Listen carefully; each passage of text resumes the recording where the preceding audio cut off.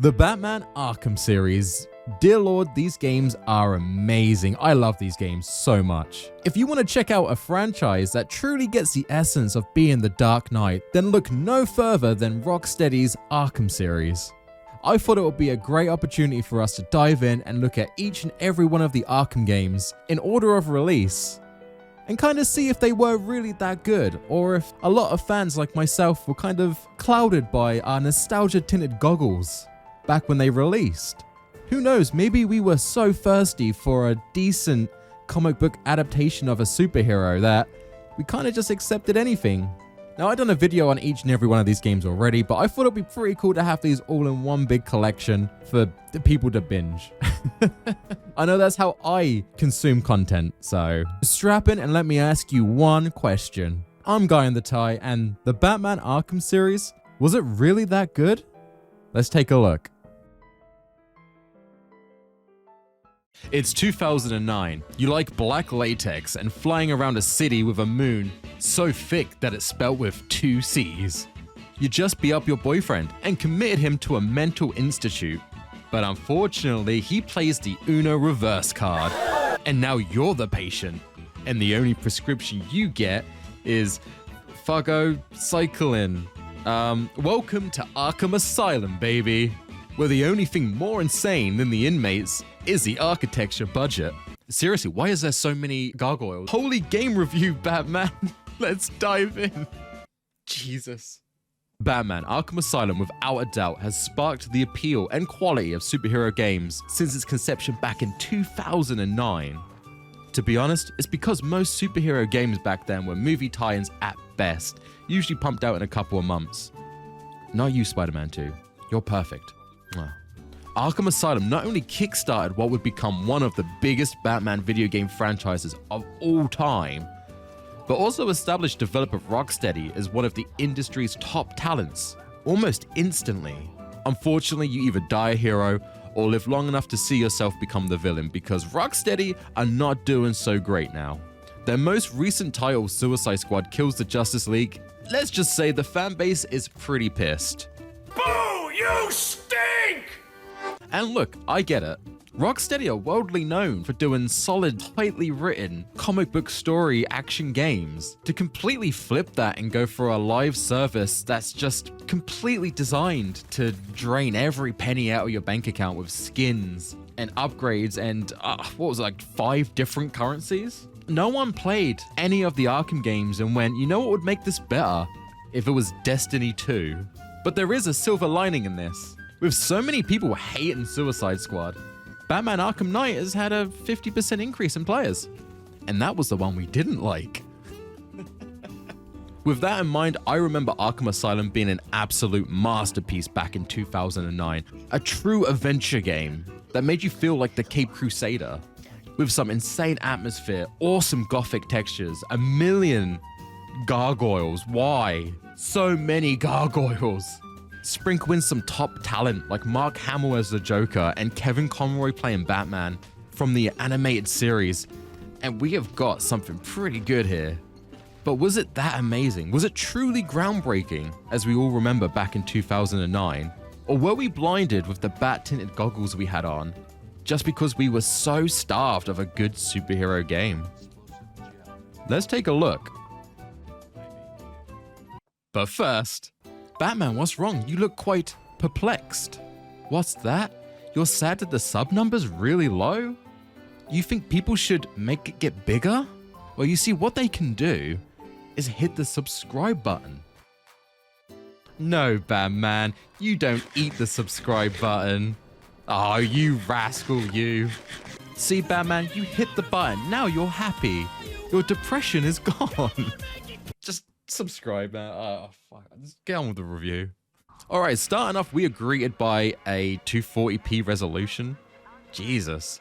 And our boy Batman taking our favorite clown prince of crime to Arkham Asylum. So we're starting off the game with Batman already defeating Joker. Have we skipped to the end? Did we get the bug from Suicide Squad that completes the game without you even playing it? No, actually, something feels really off. Joker gave in a little too easy this time. So Batman wants to hand deliver our boy. We are treated with Joker making wisecracks throughout the entire onboarding process, and it is great writing. Not so tight, boys. You'll crease the suit. Hey, Sharpie, you getting my good side? Ah, but heck, they're all good, aren't they? Look at all this new security. How's the guy supposed to break out of here? Except Joker seems really horny. Need to take my temperature? I'd be happy to drop my pants. He's all yours. Anyway, we walk Joker through this mile-long hallway and meet up with Commissioner Gordon. And Jesus, man, you are ripped. Bro, you are 54 years old. You can skip the gym once in a while. God damn. Seriously, if I lived in Gotham, I would assume this guy is the Dark Knight. Anyway, things seem to be moving pretty smoothly until this random guard tells us bats can't pass through this checkpoint, as it will upset the inmates.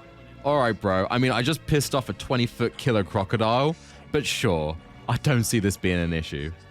Of course, Joker seizes the opportunity and escapes. Get up! Now! Joker's loose. Alert the warden. Hurry! We're losing him!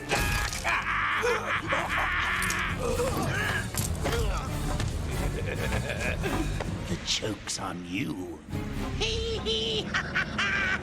Good job, man. You are literally the reason everything happens going forward. I hope you're fucking happy.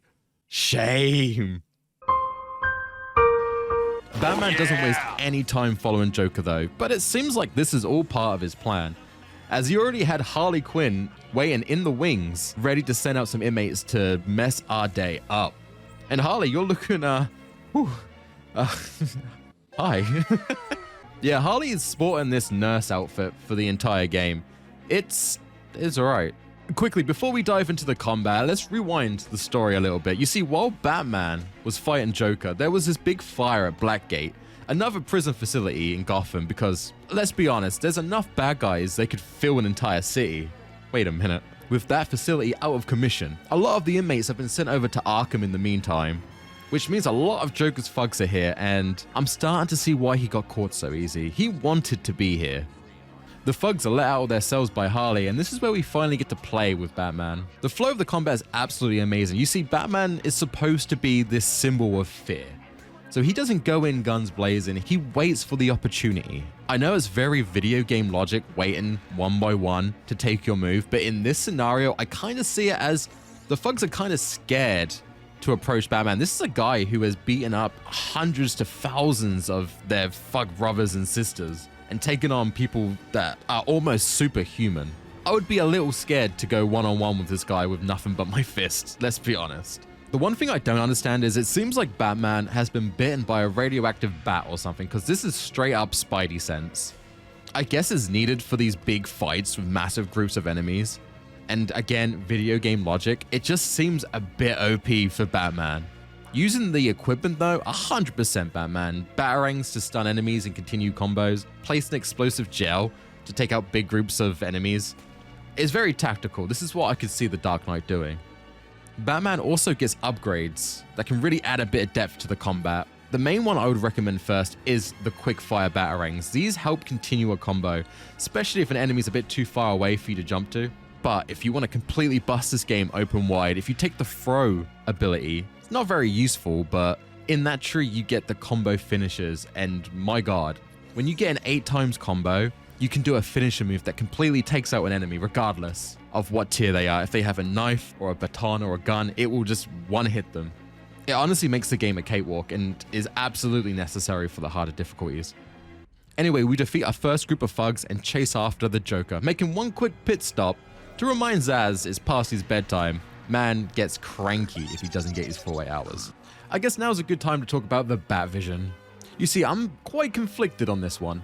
On one side, I could 100% see Batman rocking this sort of system. It gives constant information, it gives you updates on what's going on, it tells you what's a threat and what isn't. This sort of tech would be built into Batsuit. My issue is, it's so overpowered that there's no reason to turn it off, ever. And most of your gameplay throughout the 8 hours of this storyline is, this.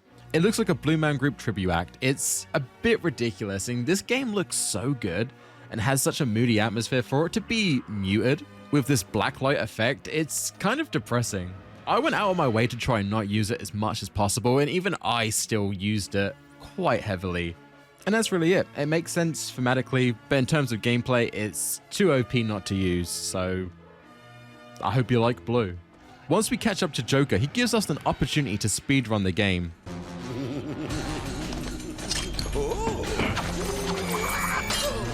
Seeing as how I'm feeling generous, I'll give you this one for free. Knock me off, I dare you. End this. Pull the plug. Stop me once and for all.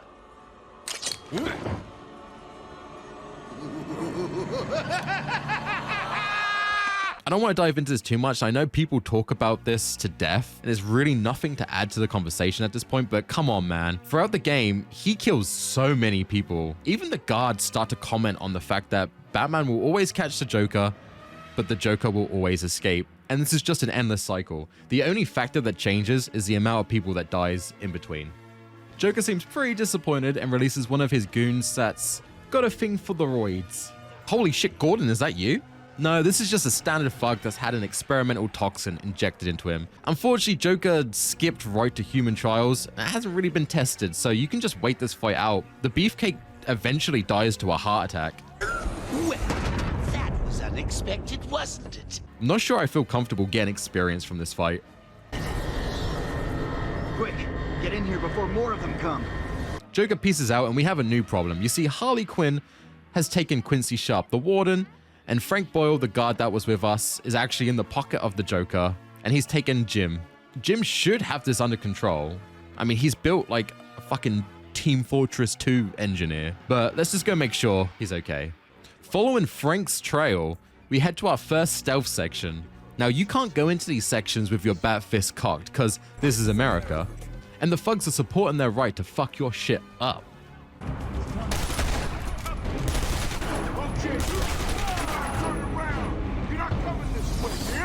Hey, someone help Bat Baby up off the floor. So we'll have to do this from the shadows.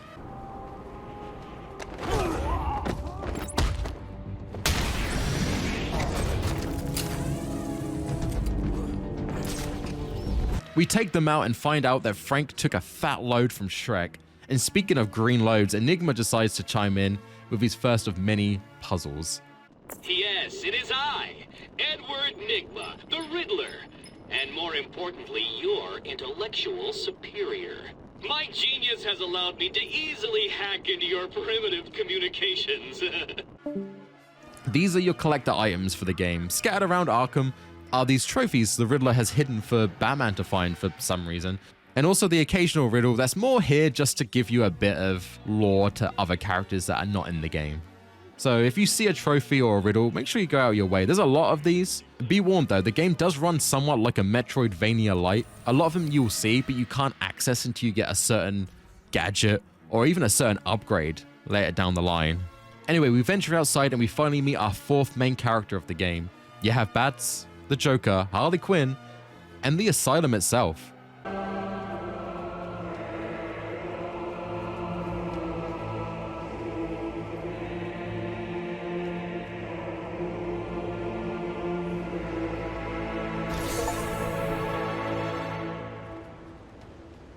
Arkham has some incredible atmosphere and character. It changes constantly throughout the game as the lunatics slowly take a hold of the island, or even Poison Ivy having a freak out. It's shown and told through Arkham. It's absolutely stunning. It gives you a reason to go back to previous areas and just take a look. I've watched and played a lot of Batman media over the years, and I have to say, this is the first time a place in Gotham has felt so real and organic to me, and it's an asylum filled of superhuman freaks. Like, they have a killer crocodile living in the basement, but the tone and atmosphere is so good that I can't help but think this is real. And honestly, I think it's because the game decided to go for more of a finely crafted linear experience rather than an open world. I wish Rocksteady or any other developer would give us this sort of treatment again in a future title. After this, the Arkham games get a bit more open world-ish. I mean, and that's fine. I just think this more finely crafted, shorter experience, I just find it more enjoyable.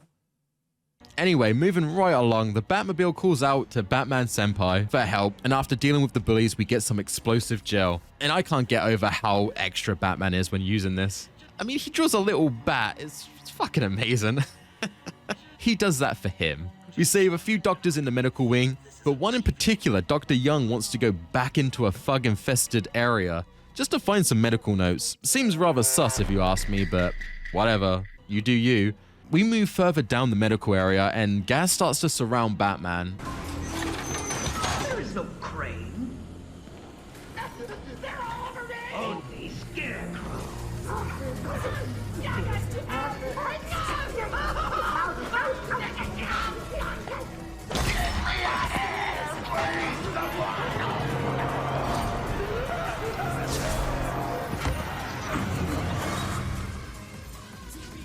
This starts causing bats to get the glowy eye. What the fuck?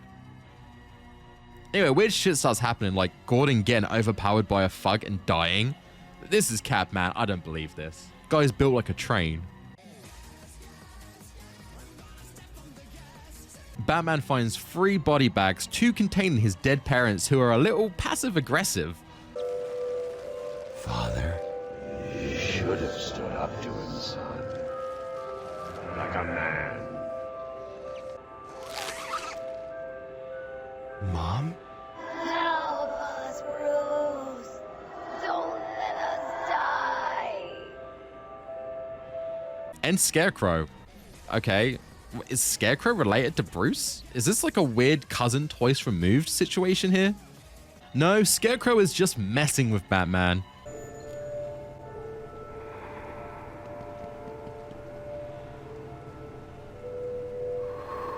But thankfully, this means we get some insanely creative level design. We have a giant Scarecrow trying to stick it to a teeny tiny Batman. I feel like I'm reading a fanfic here. Later on, these can get very absurd, and at one point, gives you a mini heart attack by faking a crashed game. Game last night.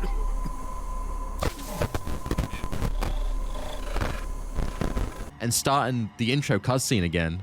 I bet back in 2009, people generally thought their game had just fucked up. It's brilliant.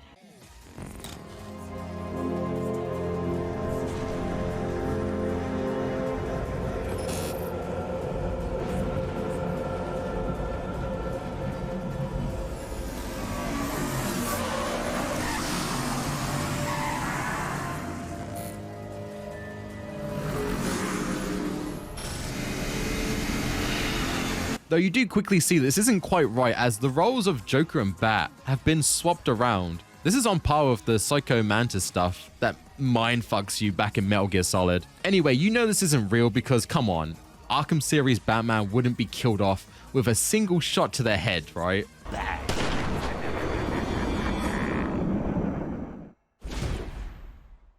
Right. We recover from the fear toxins and go save Dr. Young again, who has been caught by Zsasz. Little rascal must be sleep kidnapping again. After saving Young, turns out she was the one making this new toxin called Titan that is based off Bane's venom. But when she found out who was paying her to make this toxin, it was Joker, by the way. Of course it was. She decided to try and stop and give the money back to Joker. And as Batman says, Joker doesn't take no for an answer. this is another reason why Joker decided to get incarcerated, so he could come back and finish the toxin himself. Fortunately though, Young doesn't have to deal with the guilt for too long. Though Young had a change of heart, she also had a change in Oh my god! Get out of the way! health. We see that Harley still has Quincy Sharp under her thumb, and I'm gonna be honest, Quincy doesn't seem too upset about this. I feel like this is a situation I would pay money for. Anyway, we catch up with them and manage to free Quincy Sharp, or I don't know, stop his fun. I generally don't know what they were doing or why I wasn't invited. Anyway, with that said, we need to follow Harley Quinn because she is causing some issues. She's just released Poison Ivy out into the world. You have to help me. Ivy? Gee, you look like crap. Maybe I can sneak you some shampoo. The plants, can't you hear them? They're crying out to me in agony. Yeah? Well, I really don't have time for this. Please let me out. They'll die without me. I don't know, Red. You're not on Mr. J's party list. Oh, well. Please. What the heck? I'll cut you a break.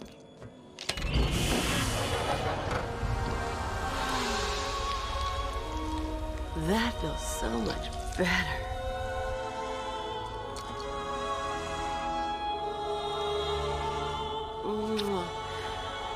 She's a good kid. I could watch those two all day. Which I'm okay with. But we catch up and have a pretty good boss fight. Harley Quinn doesn't really do much other than send a bunch of goons after us, but we are fighting on an electrified platform. It's pretty interesting and also kind of fucked up lore-wise. Like, were they just electrocuting the inmates randomly? We take out all the goons and then we throw Harley aside. Die, you big ugly bat!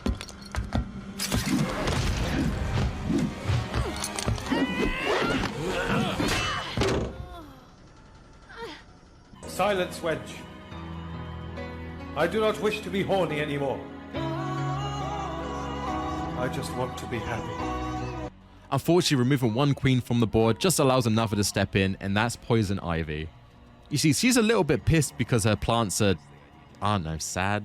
Doesn't matter. Batman needs to find a cure for the Titan, and he thinks Ivy might be able to tell him. We politely ask her where it is, and tell Ivy not to do anything bad, and go back to her cell, or Batman's gonna be pissed.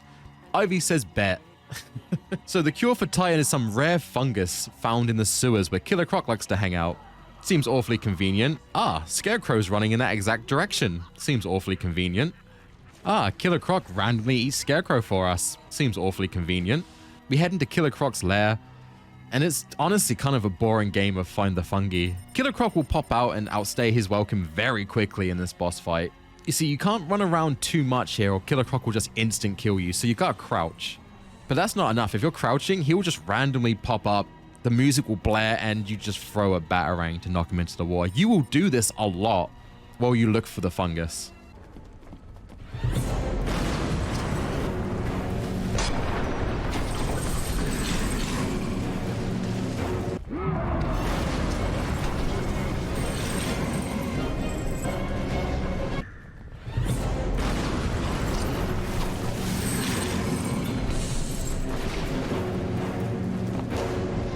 We get the cure and we peace out, but unfortunately Joker has given Ivy some Titan, which makes her very long and hard. Have reached the Gotham River.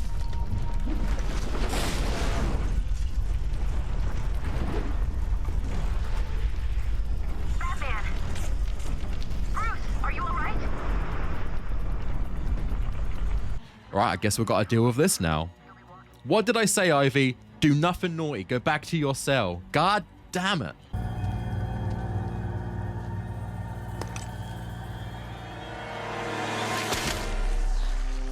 I won't let you destroy it, Batman. I told you to go to your cell. I was a fool. I thought the plants were in pain. Now I realize they were evolving, growing stronger.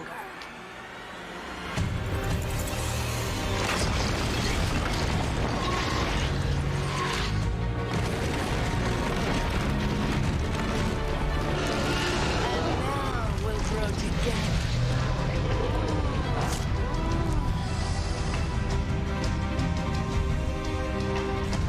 Give in to a more powerful force, Batman. Turns out she's a big fan of the Little Shop of Horrors. Ivy's boss fight looks impressive, but it's actually kind of dull. All you've really got to do is avoid the vines coming up from the ground, and they are in a set pattern, so they're quite easy to avoid. She will throw in some random groups of enemies, mainly guards that she's seduced. But these are just standard mooks. There's no knives, there's no guns. It's just a fist fight, very easy to avoid and deal with. Occasionally she'll open up her visor eye hole thing. I don't know what this is. Not sure why, maybe just to get some air? But one well-timed batarang will set her down and you can get a bit of damage on her. And we defeat her with some explosive gel.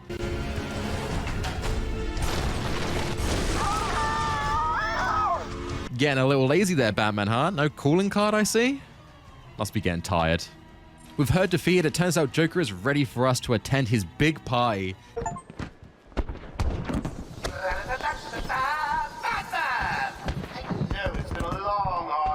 Good news!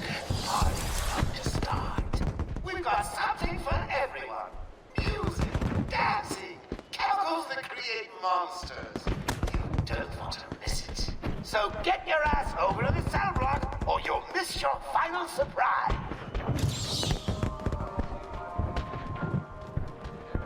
I like the touch of the goons wearing party hats. It's pretty good. Turns out we are on the VIP list, but Batman's not really a big fan of upper society Hollywood, so...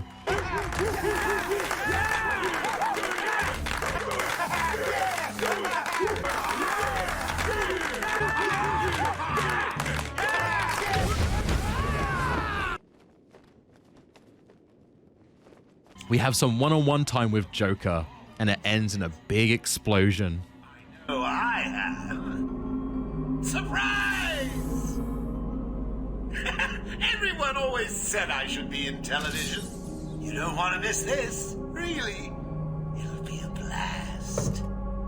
10, 9, 8, 7, 6, 5, 4, 3, 2, 1.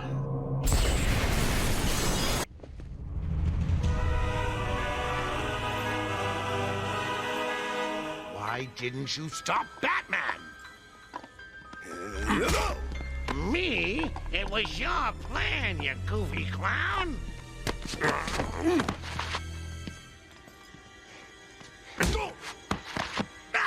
I'm sending you back to the ventriloquist where you belong.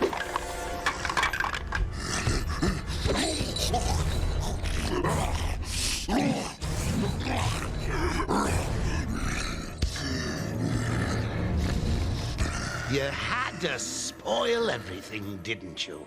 Beating up Bane, feeding Scarecrow to Croc, slapping around Harley, my hobby, by the way, and ruining all my lovely venom plants. It's over, Joker. Over? Why, my dear delusional Dark Knight, it hasn't even begun.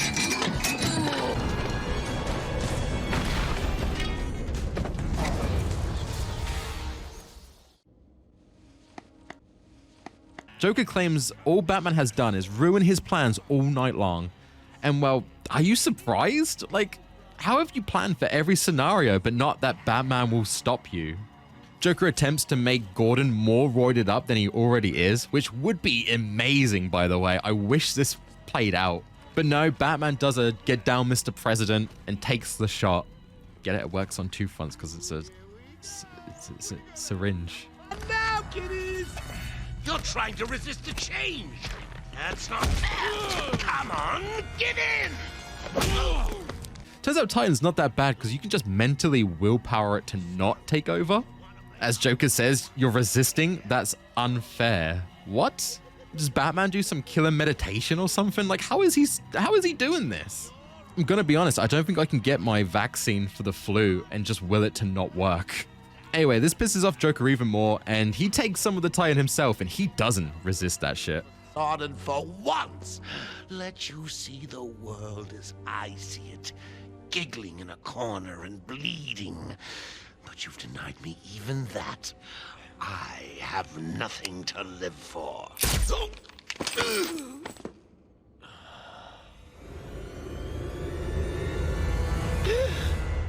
And we get the infamous boss fight with the roided out Joker. Alright, I don't like this fight. Joker is as big as a house, but he does one move and you can just coast him around the arena. Like, I didn't get hit once by the Joker in this fight. Eventually he gets bored and jumps up on top to smile to the camera. This is where you get like a bit of a reprieve of a big thug battle like you've done all game. Once the thugs are dealt with, you just grab Joker, bring him down, and punch him. That's it. That's the boss fight. Do it 3 times, you're done. Kind of leaves a bad taste in my mouth, not gonna lie. I don't know what you can do with a Batman versus Joker boss fight, but I don't think it's this. Maybe have Batman roid out as well and have like a kaiju level fight. That would have been a bit interesting. It would have been different. Right after that, Batman does do the iconic Falcon Punch, which brings you back on board. He puts some explosive gel in his fist and just knocks him in the jaw. Can't beat me.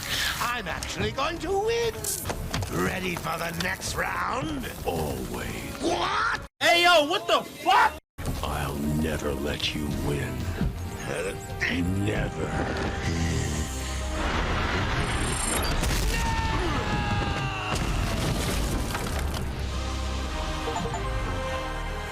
Anyway, with Joker defeated, everyone's slowly turning back to their normal selves after the Titan exposure. Gordon tells Bats to go fucking sleep, man. But Two-Face is apparently robbing a bank in Gotham, so Bat heads out. A hero's work is never done. And that's it. That's the end of Arkham Asylum. We do get a post-credit scene hinting at not just the sequel, but the full trilogy with Scarecrow and a box of Titan surfacing right at the end. But those games are for a different day. Arkham Asylum is a fantastic superhero game. Honestly, it holds up compared to the latest sequels for City and Knight. I feel like Asylum has something they don't. It has comic book feel. It feels like a comic story. I've said it a million times, but the mood and the atmosphere in this game is incredible, and it essentially all takes place on this little island. Yeah, Batman's very stoic and doesn't have much input. Kind of feels bad that Kevin Conroy voiced him because he didn't really have many lines. But it kind of works. Having Joker taunt and poke at Batman throughout the entire game, and Batman just refusing to give anything back, feels like what he would do. He knows not responding will piss off Joker more than responding. So I give it a pass. The game holds true to the source material. Like I said, it's its own story. I am surprised that this is not a beat for beat from a comic book story. This is written so well that it would not shock me. I can honestly say after playing this game again, like years later, I had the same feeling as the first time I played it. The controls are still great, not as intuitive as the later games, but it still works, especially on a smaller scale. The dialogue is great. The models have seen better days. They're starting to show their age a little bit, but all in all, the experience is worth it. I think if you ever want to dive into the Arkham games, you have to start with Asylum.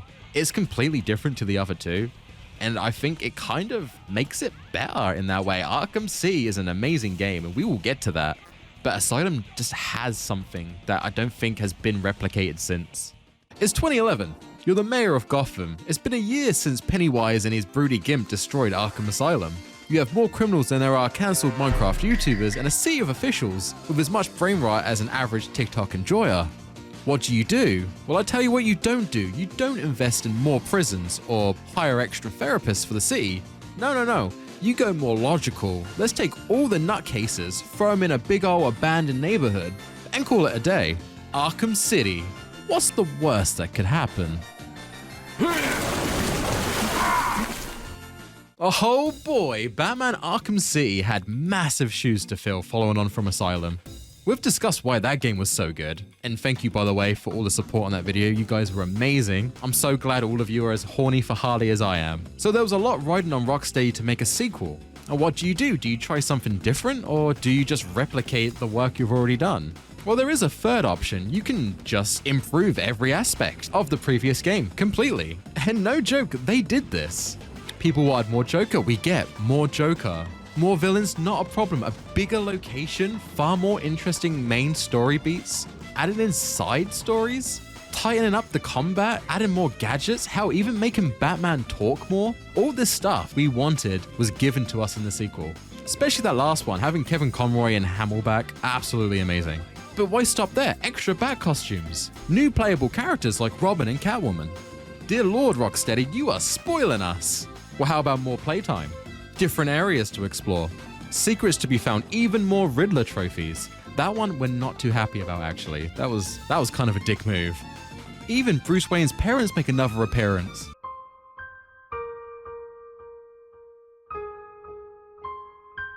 But honestly, other than that, they knocked it out of the park. And sale-wise, they destroyed Arkham Asylum. The game had 12.5 million sales. In terms of a sequel, you can't do better. So with the tighter gameplay and more bombastic story, and this long line of VIP villains just waiting to take the spotlight, in this massively open world city that we can explore, why after all that do I not feel as satisfied as I did with Arkham Asylum? Why doesn't it feel as good? Well, let's dive in and find out if Batman Arkham City was really that good. But first, hey Batman, it's good to see you again. You're still looking not depressed. I bet you're still subscribed, right? I knew it. We did get that number pretty big thanks to the folks at home. What are you doing? You're flying around Gotham and beating up anyone who's not subscribed to Guyinthetie on YouTube? That seems a little extreme, Batman. but I approve it. Oh look, Batman's got someone now. He's just really cringe. He doesn't even really talk about the game that much. It's just his opinion and it's kind of biased. And he just keeps doing these stupid jokes. I just don't want to subscribe. Good job, Batman. Hopefully more people hit the subscribe button. So it's been 18 months since Joker tried taking over Arkham Asylum. Quincy Sharp, the warden at the time, has taken full credit for stopping the Joker, and has used the situation to drastically improve his political career. He is now mayor of Gotham City. Bro spent the entire night sniffing Harley Quinn, and he gets a promotion while we stop the Joker? It's just not fair. He decides using Blackgate and the Asylum just isn't enough to stop the criminals these days, so decides to buy out a large portion of the city slums and turn it into an open-air prison for all the inmates, and then leaves this ticking time bomb of a prison in the hands of Hugo Strange. Before we join up with our Cape Crusader, we actually start the game playing as Selina, aka Catwoman. Seems a bit out of nowhere, but her whole story is a little bit out of nowhere. You see, Catwoman was some free DLC. It wasn't so much pre-purchase, it was more if you bought a mint copy of the game, which meant that more profit went to the developer. You got a code inside that allowed you to do Catwoman's campaign. Now, if you bought second-hand, which means the developer didn't get really any money from it, you probably don't have this code, so you would have to buy that separately on the online store, which would have been another $10. It's a bit of a crappy tactic, but I do get it, to try and get people to buy mint copies of the game so the profits do go to the developers who do deserve to get paid for their work. This content probably adds about 30 minutes at best to the playtime. So for $10, it's not too bad. Thankfully, all later versions of Arkham City come with this DLC included. Just bear in mind that Catwoman's story needs to be able to exist and not exist in the main plot, so it does kind of feel like a nothing burger. But we'll dive into that in a bit. So the game opens up on this piece of art. And is that Cain and Abel? Ah, Duality of Man. It's gonna be one of those games, okay. Riley said he saw the bat. Is he here too? In Arkham City? Why would he come here? You guys just need to chill the hell out. It's Batman! What the hell? Sorry to disappoint you boys.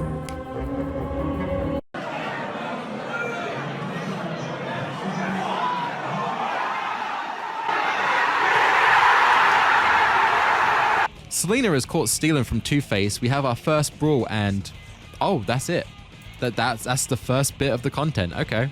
We join up with our playboy billionaire Bruce Wayne, who's starting a political campaign to try and boycott Arkham City.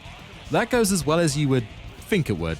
Today, I'm starting the campaign to close Arkham City and make Gotham safe again. Remember, Wayne is the priority target. Surround him! Hands in the air, Wayne. We have Wayne. Target secured. Hugo actually has no issue throwing our playboy billionaire Bruce into the lion's den. Like, he just straight up arrests Bruce Wayne. So yeah, it's a bit extreme, but why did Hugo do this? Well, Hugo knows Bruce Wayne is in fact Batman, and he wants him in Arkham City. Why? I don't know yet, but we'll find out. During the incarceration process, we say hi and bye to Blackface, Black Mask, but I need to remember to cut that out. He's not seen for the rest of the game, that was it. The game has a tendency to do this. They really like to throw a character at you and then move on. To many, it's pretty cool. You get to see a character that probably wasn't going to be part of the story. To me, it kind of seems a little bit desperate. It's like they want to fill out their roster of villains without really filling out their roster of villains. We get through the processing of the prison, and just before we enter the main city, I find it absolutely ridiculous that Jack Ryder refuses to stay behind Bruce Wayne because he doesn't want to be protected by a guy who's never been into a fight. Listen to me carefully. When they open the door, do not panic. Stay close to me. Do you think I'm taking advice from some guy who's never even been in a fight? Stay calm. They're trying. Dude is built like a train in a suit. What? Penguin is there to greet Bruce because he has some rich boy beef with the Waynes. I want to take a second here to really appreciate the art style of the characters in this game. Penguin using the bottom of a glass bottle as the monocle absolutely genius. I love it. It's so intimidating and looks really cool. Penguin usually gives me fat boy butler vibes, but in this game, he's more mob boss, which is how he should be. It's even better when you find out that the bottle was actually a casualty from a bar fight. It's so good. In fact, everyone gets a new coat of paint in this game, from Two-Face to Mr. Freeze. It's done so well, and the fan service is an 11 out of 10. I mean, I don't understand the cleavage window, but I'll buy all the stock in it. The only one here it's done dirty is Gordon. He must have been going through something the past year, because he has dropped some insane mass. It's sad to see, bro. Anyway, catching back up with Bruce, Penguin was very easy to deal with, and we get our suit thanks to Alfred, who's actually playing a role this game. He does the same thing as Oracle, and it's kind of weird because Oracle's also present in City, so the comms can get a little bit crowded, but I thought I would mention her because I didn't in the previous video, and you guys called me out on it. Anyway, we hear on the radio that Catwoman is at Two-Face's courthouse and might get the death penalty. Batman's obviously going to object this, but before we glide into action, let's just take one quick pit stop.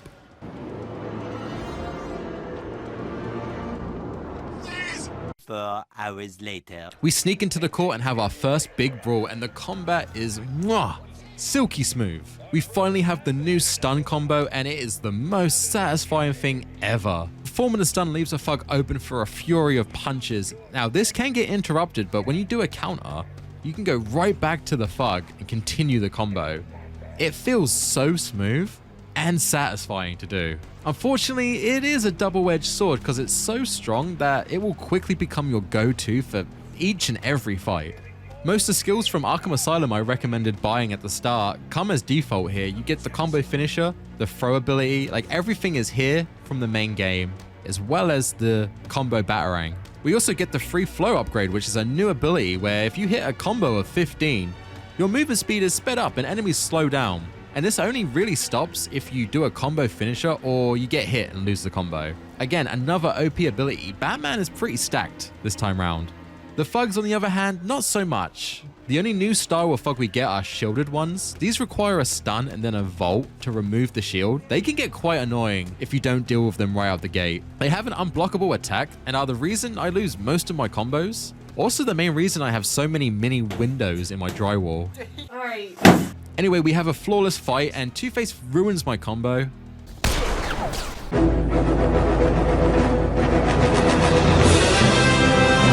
But let's be honest, it's worth it for this line. Heads or tails, kitty cat? Which one lets me out of here alive? Not this one. Time to die. I vote for a stay of execution.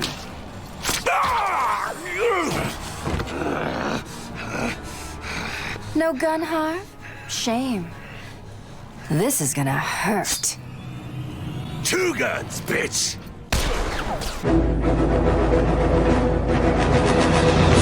Man, we need to get that on a shirt. That is gold. We defeat Two-Face and Joker attempts to make us maidenless, but Bat saves Selina, and we do a little bit of detective work to find out where this bullet came from.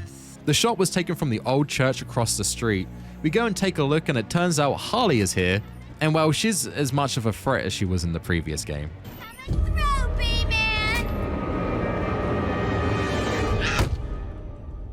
Just wait until she gets a gun. After completely dunking on Harley, she acts like nothing happened and shows off her new wardrobe. To get blood all over my nice new outfit.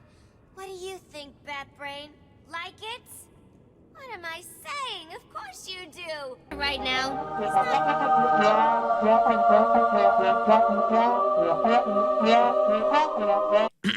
She pieces out and leaves us with a bunch of thugs at gunpoint. And this is where I want to give major props to the writing in this game. Dear Lord, there is so much filler script of these goons chatting absolute nonsense, and it is brilliant. There, this will all end okay.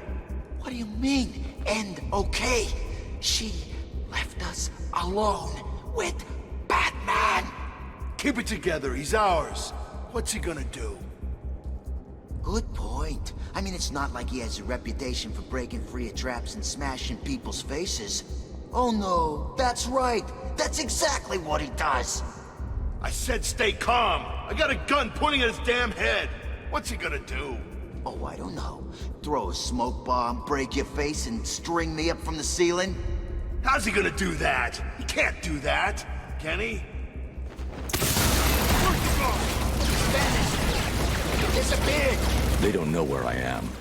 It's brilliant, and it's like this through the entire game. You can just be gliding to your next objective through the city, and then suddenly...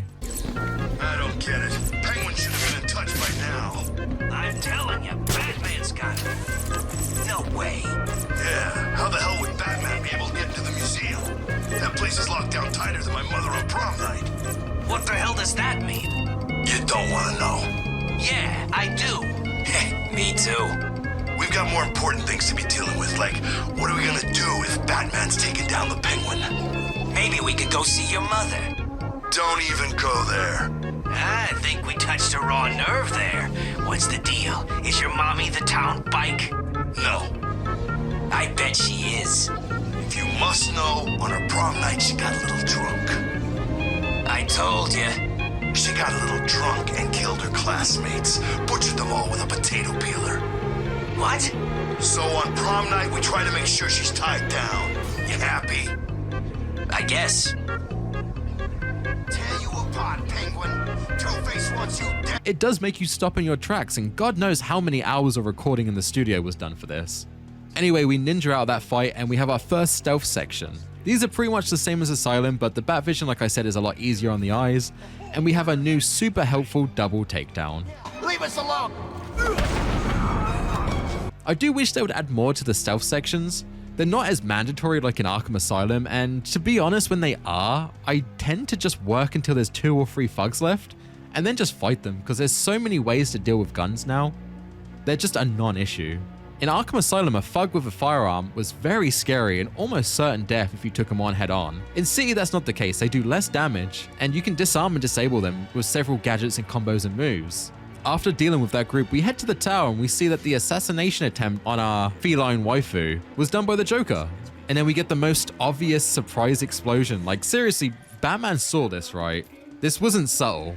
We easily evade that and decide, well, Protocol 10's a problem. Hugo keeps going on about this Protocol 10. We don't know what it is, but Joker probably does. So let's go have a chat with him. He's held up at the steel mill.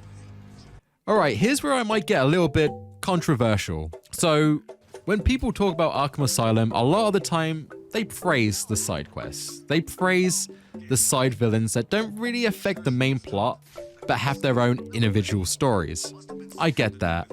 What I don't like is how it's handled.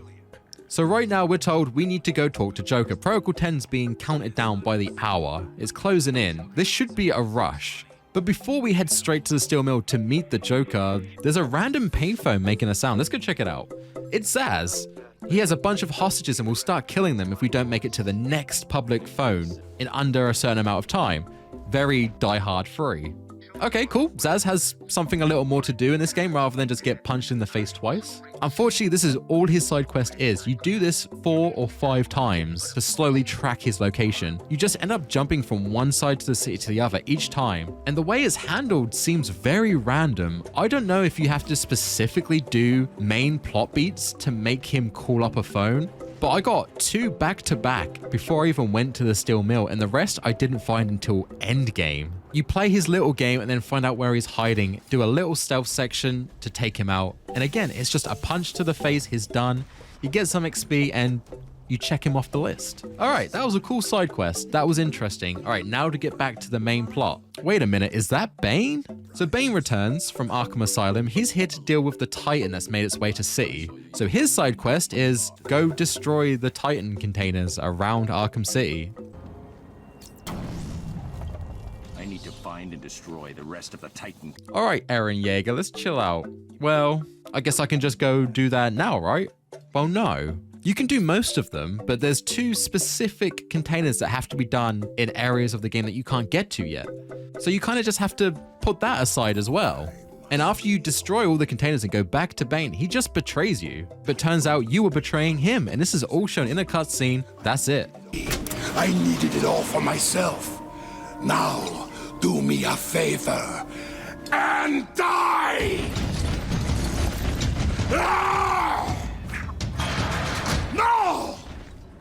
I knew I couldn't trust you, Bane, so I used you instead. What?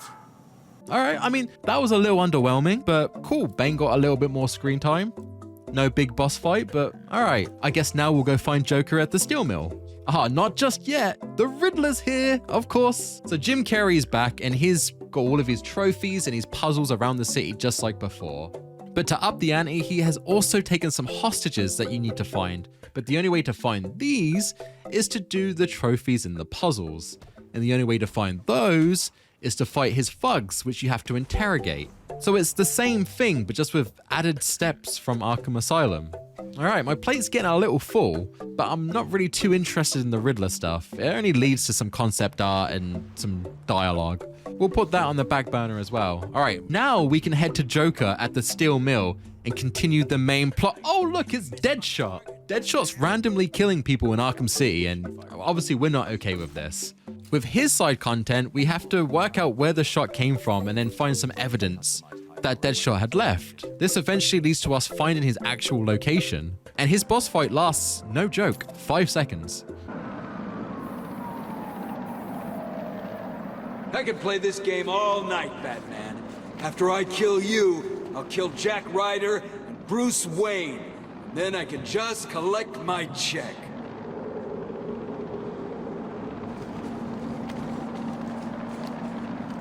Where have you gone, Batman? Are you too scared? You walk up to him and you hit him. That's it. All right, well, that was more underwhelming than Bane, to be honest. But hey, at least now we can go see Oh, there's another dead body. This is actually a more interesting side quest. You see, unlike Deadshot's victims, which he's just shooting randomly, these victims are having bits of their face removed. It's quite the horror show. We do some investigation work and we find a witness who says that they saw the killer, but it was Bruce Wayne. Why did you kill him? It wasn't me. I'm not a killer. I'm a plumber, for God's sake. You've got to believe me. I don't have to believe anything. Tell me what you saw. There was this guy. He dropped the body there. He was weird looking. You won't believe me, but, well, he looked like Bruce Wayne. What? I know. Someone must have got to him. He was covered in cuts and bruises, but I'm sure it was him. The poor guy must have had a target the size of Gotham City painted on him. Looked like he'd been attacked by pretty much everyone in Arkham. There may be more victims of the identity thief in Arkham City. I should look out for them. Now, obviously, we're like, that's cray-cray. But surprisingly, Oracle is all about that shit. She does not hesitate. Bruce, I don't know how to say this, but... What's wrong, Barbara? I've been thinking about the identity theft case. Don't get angry. But how can you actually be sure that it wasn't you who killed those people? I mean, they were your fingerprints at the scene. What did you say? Not intentionally, but clearly you're not well. That place is full of maniacs who could take advantage of a situation like that. Think about it. Even Batman's like, what? Oracle, surely you can see what I see, right? There must be something your end that would show you if I was going around ripping people's faces off like a hungry pit bull in a kindergarten. Jesus. We investigate a bit further and we find out it's actually Thomas Elliot, an old friend of Bruce Wayne. Apparently they had a bit of a spat and he's decided he's going to go out there, pretend to be Bruce Wayne, and just kind of make his life a living hell. He then decides to peace off and he escapes very slowly. Batman, we could very easily stop him right now. He's literally 10 seconds away, but Batman decides, well, we'll let him go for now. Maybe he just doesn't want to punch that beautiful face. All right, cool. Thomas Elliot is dealt with. Let's go see Joker at the steel. Oh, there's AR training. Let's do that. I need another reason to not do the main story. The AR training is actually pretty important. I recommend doing this straight away. It's a couple of challenges with the gliding mechanics just to make sure you're able to, traverse the city. And the reward is the boosted glider. This thing is absolutely a godsend for traveling around the city. It's satisfying to do. Okay, so that pretty much sums up the side missions we can do before going to see the Joker, but as there's only like 2 left that open up after a few more story beats, I'm just going to discuss them now, just to get them out of the way. There's actually another side quest we haven't really discussed yet, and it's this red-hooded fellow. He pops up randomly throughout the game and makes these weird sigils which lead you back to the main church in Arkham City. Now this doesn't really do anything, he just kind of spouts some cheery nonsense. Why are you watching me? We have been given many names, but you will come to know me as Azrael, loyal servant to the Order of Saint Dumas. Just what I need. Another secret society. I bring a message. Dark days are coming, Batman. The prophecy is coming true. You are the warrior who will close the gates of hell. You are the one who will save this day. And in doing so, events will occur that you cannot stop.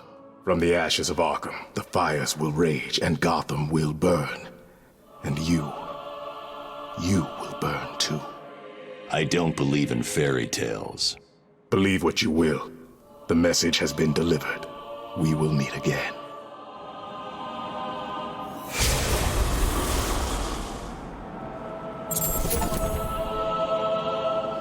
Cool. And that's it really for the side quest stuff. Honestly, I feel like these got bigged up more than they needed to. They're a bit lackluster, and to jump ahead a little bit, we get another one from Mr. Freeze where he asks, can you go find my wife? And we do, and that's it. It's cool that these characters made an appearance, but I wish these were handled better. I didn't find myself more fascinated of like, oh, I get to work with Bane. I get to do something with Bane. It might lead to a boss fight with Bane. It's more just Bane say, oh, I've got another collectible for you to do. You do it, and that's it. Here's some XP. Enjoy the achievement. I don't know, I might be in the minority, but I found it kind of meh. I like it when my villains partake in the main plot. Poison Ivy doesn't get introduced until later in Arkham Asylum, but then she becomes part of the main plot. She becomes something I have to deal with to continue the story. Here, I don't have to talk to Bane. I don't have to deal with Hush at all. I can just leave it. And because I'm able to do that, the stories don't feel very in-depth. They feel like what they are, I guess, side content. We can now go to the Steel Mill and meet Joker. And thank God, because Mark Hamill comes back to reprise his role as the Joker, and he is an absolute legend, though he's still super horny. All new recruits will be subject to a mandatory full body search, inside and out. I know some of you may feel a little uncomfortable at the idea of having a giant Russian mercenary perform a full cavity search, but don't worry. He nearly always manages not to tear out anything too vital. You may even enjoy it. I know I did. Through the comms, we do get quite a few hints that the Joker just isn't quite the Joker at the moment. Listen up, dumbasses, and listen carefully. As you know, Mr. J he's not himself, and the last thing he needs is any so-called superhero coming in here and stopping his recuperation. And I mean, Harley even gives away the twist at the end of the game. Mr. J, it's a miracle. You look perfect. Oh no, it's not you, is it? Be quiet, Harley. Batman comes head to head with the Joker, and it turns out he's not doing so great, because he's dead. You! Get out of my way, Quinn. Leave us alone, B-Man! Just leave me with him. I said move! This is all your fault! You've hounded him for years, beat him to a pulp, and for what? Why are you so mean? Of course not, it's Batman falling for the old fake Joker gag.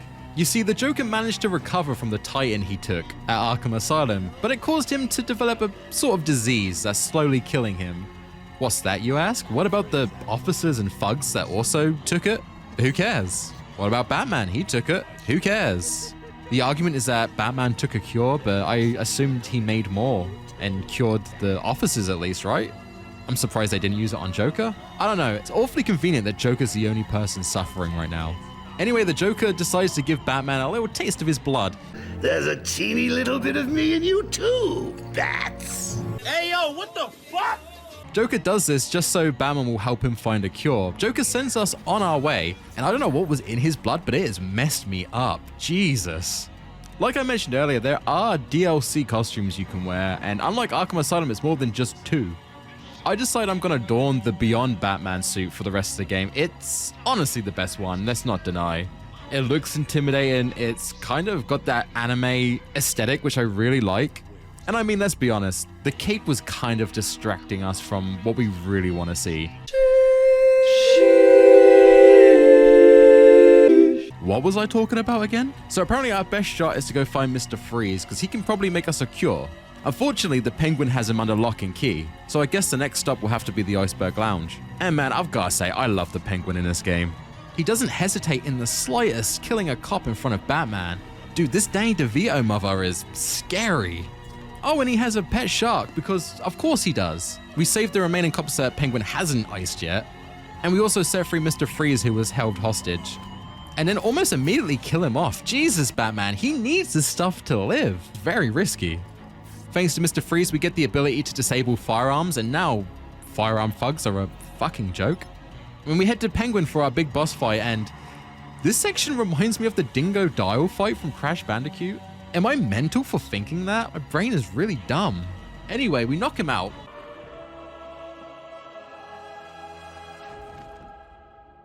You're finished, Cobblepot. No, I'm sorry. Please, don't hurt me. I can't guarantee that. Me neither.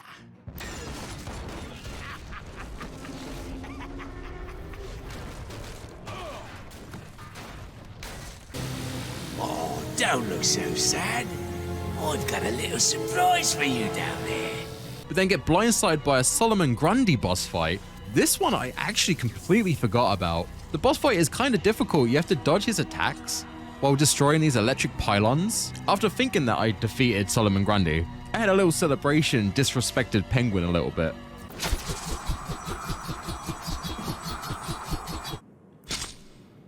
But like a From Software game, there's always a second phase. We defeat him and then rip his heart out. Well, that's murder. And then completely disrespect Penguin.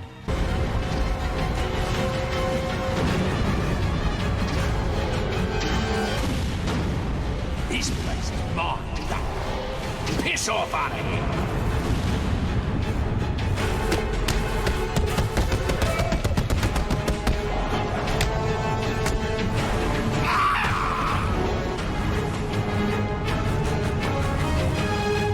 Heading back up to Freeze, he tells us that there isn't a cure, well, at least not a stable one. The cure keeps killing itself, basically. It needs some sort of enzyme that will keep it living on, basically immortality. Now, to most people, this would mean making peace and maybe updating your will and testimony, but not Batman, because of course he knows someone who might be able to help. That someone is Ra's al Ghul, but we have no idea where he is. Well, fucking surprisingly conveniently, there's one of his assassins in a cage behind us who just overhears the conversation and runs away. So of course we're gonna track her down. This is a little bit too convenient. I know it's a comic book story, but the odds here are 1,000,000 to 1 that not only the thing we need for the cure is with a guy that we don't know where he is, but he's in Arkham City and one of his assassins is right behind us. If Bruce wasn't a billionaire, I'd say do the lottery, man. He's got some serious luck. We place a tracker on her and then Robin appears. Batman politely tells him to go fuck himself. If you need me, you know where I am. I know. Now go. And then we leave. Jesus, you can feel the love here. We do oddly get a new notification from Alfred saying he's actually developed a cure for the disease that Joker's given Batman. That was really quick. Kind of suspicious, but you know, Batman's just gonna go take it without any thought or questions asked. Turns out this was in fact a trap by the Mad Hatter, who drugs us and takes us to a quite quaint tea party. I like this fight. Everyone likes this fight. This is out of nowhere. It's really cool. It's really creative. We get to wear a cool bunny mask. And with the Beyond Batman suit, it looks so good. Unfortunately, the fight lasts 5 minutes and then we're done. That's it. It's short, but it is sweet. I like it. I wish there was more of this.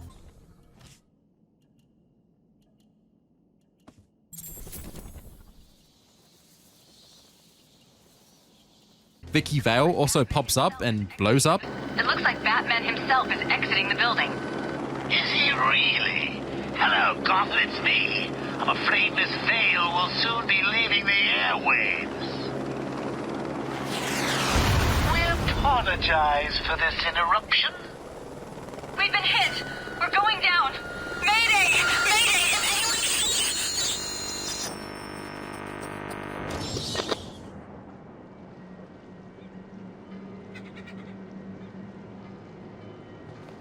Batman doesn't react at all. These two used to date. We follow the trail to an underground city called Wonder City, and man, this gives me serious Bioshock vibes. I absolutely love it. The atmosphere here is completely different to Arkham City and kind of feels like Asylum in a way. And the fact that you randomly get attacked by trained assassins while you explore, it puts you on edge. It's super cool. It only lasts about 10 minutes before you make it to the League of Assassins, but honestly, I would love another Batman game. More linear like Arkham Asylum, but set in Wonder City. It's far more interesting. And honestly, actually kind of made me feel something. Arkham City hasn't done that yet. Above ground, it just feels like a generic Detroit-esque area. Down here, it feels like a comic book story. It's wasted potential, and I mean, I don't know, maybe I should just go play Bioshock again. I reviewed 1 and 2 on the channel, go check them out. We get to the League of Shadows, and Batman's not doing too good. The disease is really starting to take a hold.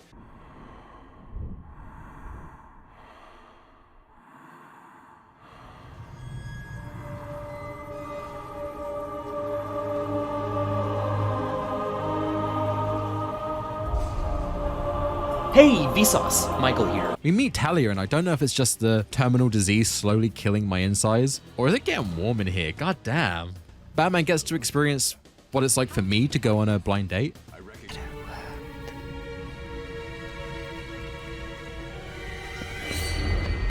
Your face. We can't get distracted though. We're here to meet Ra's al Ghul, but to do that, we have to take up a challenge, which means taking a life. Talia asks if Batman's ready for this, and he says yes, but Jesus, is he unconvincing. You must show you are willing to take a life to save the world. I'm ready. Talia gives us some information on the trial we're about to embark on, and I'm sure it's important, but I couldn't tell you. Nothing more than children battling the enormity of creation. We do some drugs, and whatever was in that juice, it has messed me up. Now, we just drank some of the Lazarus Pit, and now we are tripping balls. Apparently, we have to prove our worth to Ra's al Ghul before we can fight him, and that's by flying around. This section's kind of boring. The game so far has been a lot of grays and blacks and greens. Like, seeing a lot of orange, it feels pretty nice. It's a sharp contrast to the rest of the game, which I do like. It's a shame the gameplay doesn't match up to the aesthetic, but on the flip side, the boss fight. Honestly, this is the best fight in the game so far. You take on massive waves of enemies. You can counter up to 30 enemies in this one section, which feels so good. And then we have this section here where we have to hit Ra's al Ghul while he's spinning these soldiers around him, and we have to make like an opening. It's again, it's kind of like the Dingo Dial fight. Towards the end of the fight, Ra's decides to give up his Father of the Year award. What are you doing? Listen to me, detective, and listen well. You will kill me. And take Talia hostage. She is not okay with this. And Batman, being the stealth mastermind that he is, does this? This wasn't part of the plan.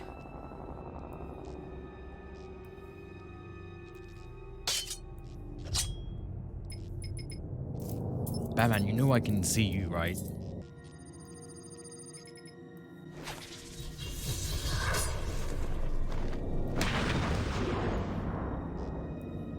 We get Ra's blood and we tell him that he needs to retire, not to do anything bad again, or Batman's gonna be pissed. Ra's says bet. We take the blood to Freeze so he can make the cure, and of course he betrays us. But we do get a fantastic boss fight. They really up the ante on these fights from Asylum. With Mr. Freeze, we need to take him out while he's hunting us. He's tracking our thermal levels, so he's always a few steps behind us. This makes it a stealth boss fight, and my god, is it genius. So the trick here is that you can take him out anyway. Once you've tried one method, he will not fall for it again. You have to do a bit of detective work, and this is what I would assume a boss fight for Batman should be. I wish we had something like this for Joker in Arkham Asylum.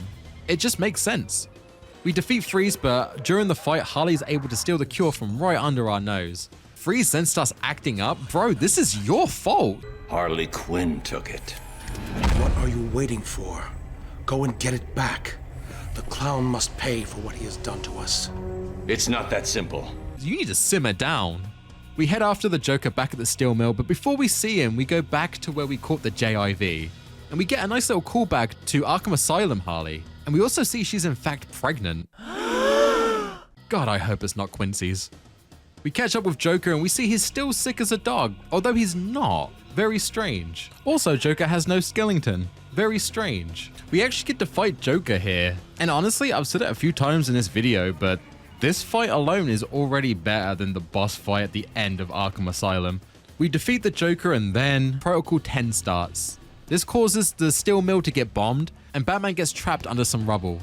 Joker then decides to head off with Talia to go get Immortal, I guess, because, I mean, what else are you going to do in Arkham City? Except check out Talia's ass. Luckily, Catwoman comes in to save the day and... Oh yeah, Catwoman. Alright, so rewind a bit. During Batman's story, the game can get abruptly interrupted by Catwoman for a little section of her story. And honestly, it's a nothing burger. Her storyline is so basic. You see, Hugo has a lot of money in his vault. Selina wants it. That's it. She goes to Poison Ivy to get some help. The two bicker and create a little bit of sexual tension, which is nice. I should kill you. Now kiss.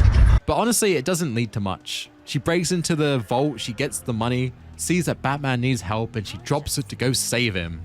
Yeah, like I said at the start of the video, her campaign needs to exist and not exist at the same time. She doesn't add to the story whatsoever. And though having Poison Ivy pop up for a bit was quite nice, there's really not much to talk about. She does have a post-credit fight with Two-Face, which is actually quite tough, but that's it. So she helps Bats out and he starts acting very out of character. You see, Hugo has started Protocol 10, which is literally just get all the criminals into Arkham City and then glass the joint, blow that shit up.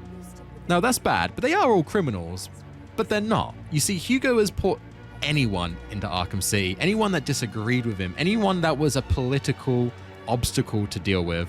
So there's a lot of innocent people. Even the mayor himself, Quincy, has been put into Arkham City. But Batman literally just says, fuck that, I want to go save my big boober assassin girlfriend. Oracle. Strange is launching missile strikes on Arkham City from Wonder Tower. You shut this place down. Joker's taken Talia. I'm going after them. You can't. Hundreds will be killed. I need your help to stop the attack. He'll kill Talia. You need to think this through. Batman can't let all these people die. My tracker's not activated. Reroute all Wayne Tech satellites to boost the signal. I can't do that. I realize it is difficult, Sam. But you need to decide if one life is worth sacrificing to save 1,000. Don't do this, Alfred. Batman must save Gotham. I'm sorry, but deep down, you know I'm right. Okay. Oracle and Alfred have to literally force him to go to Hugo Tower to deal with the Protocol 10. Batman is more than happy to allow freaking genocide just so he can get some League of Shadows tail. It comes out of nowhere. It's kind of weird, I'm not gonna lie. The only thing I think could justify this is that when Batman's dealing with the League of Shadows, he drinks some of the Lazarus Pit, and we know that the Lazarus Pit has made Ra's al Ghul go a little bit insane. Batman even says that him using the pit too many times has caused him to lose his mind. Maybe drinking just a small amount has made Batman become a little bit more heartless, a little bit more like Ra's. Because it's so closely after those events, it's still taken effect. I don't know, I'm pulling that out of my ass, but I generally don't see why Batman's a-okay with a whole city getting glassed. Anyway, we climb Hugo's tower. Hugo gives us a monologue about how it's Batman's fault these supervillains exist. Him donning the cape makes the villains try to exceed him, which is why people like the Joker exists. It is interesting, but his idea is that if we take Batman off the board, Gotham will stop devouring itself with all these supervillains. I don't think that's the case, but it's an interesting topic. We defeat Hugo and then suddenly Ra's al Ghul, shish kebab strange. Look at what you've done. It's glorious, isn't it?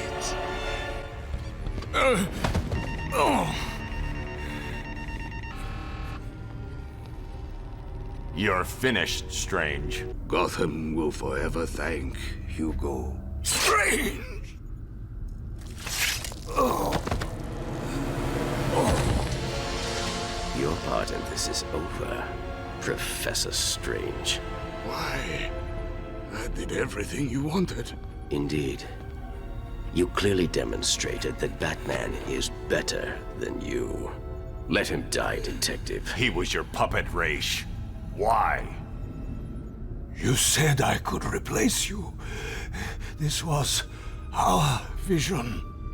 And you failed to see it through. Oh my god, this plot twist is so bad. It's so unwarranted. So it turns out Hugo's been working with the League of Assassins this whole time, and he basically wants to take the reins from Raish as the new leader. But unfortunately, Raish has decided that he's no longer useful or is not as good as Batman or whatever, and just kills him off.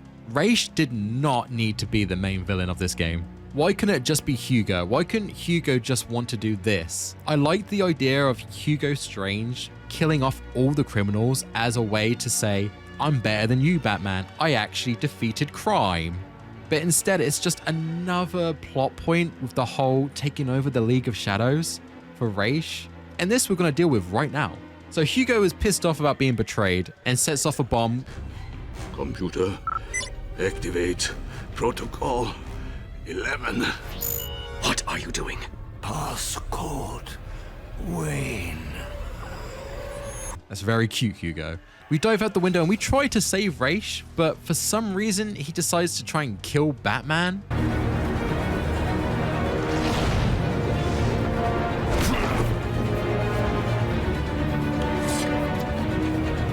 Nope.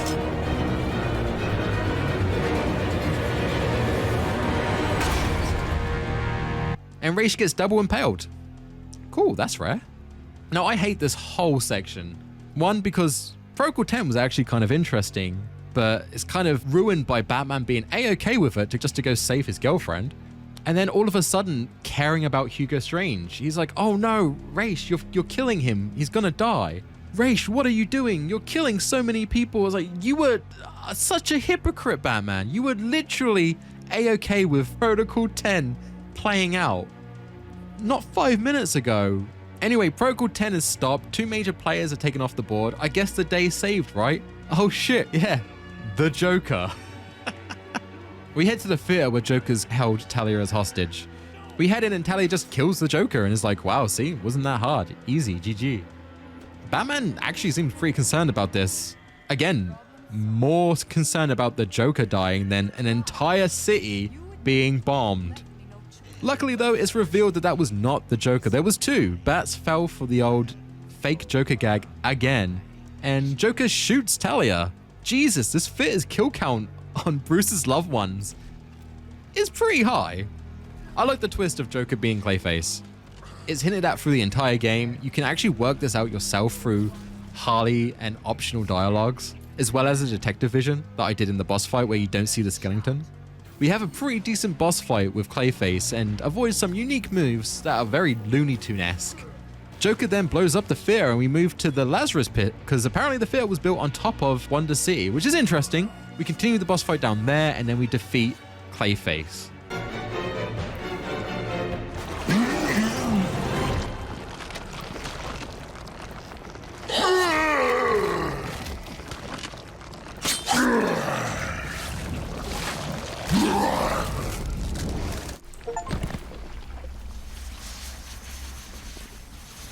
Joker goes on about, yes, you have defeated my plans, but you're gonna save me anyway. You've got the cure, you're gonna give it to me. It doesn't matter, which is true. We know Batman's gonna save Joker because that's what he does. And it's kind of interesting that the Joker knows this and it's like, I've had my fun, but you're still gonna give me what I want. I like it. What I don't like and what I don't understand is why Joker went for the London greeting here. Quick! The cure! What are you waiting for? Come on! I killed your girlfriend, poisoned Gotham in hell. It's not even breakfast. But so what? We all know you'll save me. Every decision you've ever made ends with death and misery.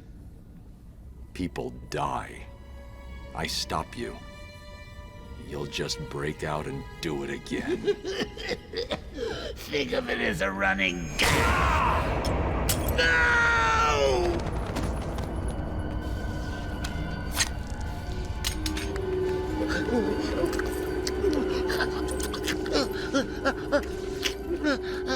Are you happy now? Do you want to know something funny? Even after everything you've done, I would have saved you.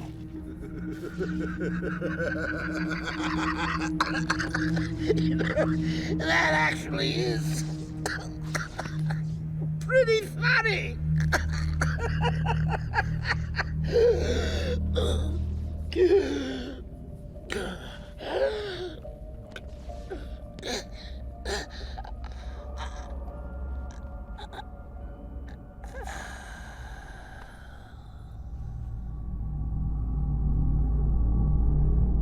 You just said why it doesn't matter. The Batman's gonna save you, but then you completely fumble your chances by stabbing him? I honestly don't understand why. The Joker never wanted to kill Batman either, so I don't get it. Maybe the Joker didn't actually think Batman would save him this time. Maybe killing Talia was too far. Maybe he thought he pushed too much and needed to get the cure from Batman himself. I don't know. It generally confuses me, but it does lead to one of the best scenes in the game. And that's it. With that haunting dead smile, Joker is dead. Batman takes the corpse out of Arkham City and drops it at Gordon's feet. And the game closes on a bookshelf ending. The closing image matches perfectly with the opener. The night is finally over, but the sunlight only helps us see the losses. Before we dive into my thoughts on the game, we do have some DLC titled Harley's Revenge. This takes place a few months after Arkham City, with a depressed Batman held hostage by a mourning Harley Quinn. To be honest, they both just need to get some therapy. This DLC is pretty weak. We do get to play as Robin, which is kind of cool, and we get a new gadget that's this shield, and makes fire-armed thugs even more of a joke.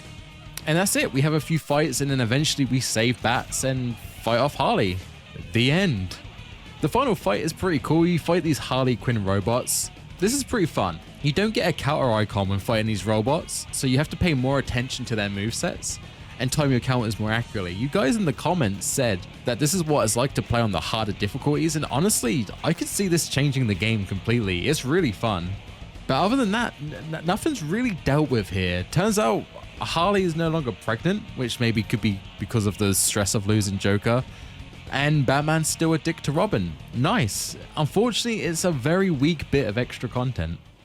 And with the DLC complete, that's Arkham City. My god, what a legendary title. Gameplay wise, it is finely tuned to almost perfection. A meatier story with unfortunately a bad twist, but followed up by a great one. A much bigger cast, an insane amount of filler script, especially for the thugs. There was so much passion injected into this game, and it's so good. And it's the reason why it's one of the greatest superhero games of all time. But I've tried recording this part a few times and I'm really struggling to get my thoughts in order, so I'm going to go off script a little bit and just chat with you guys. Hopefully it makes sense. Something feels off with Arkham City compared to Asylum, and it's a phrase I've thrown around a couple of times. It's a stupid phrase. It's so hard to describe what it means, but it's comic book feel.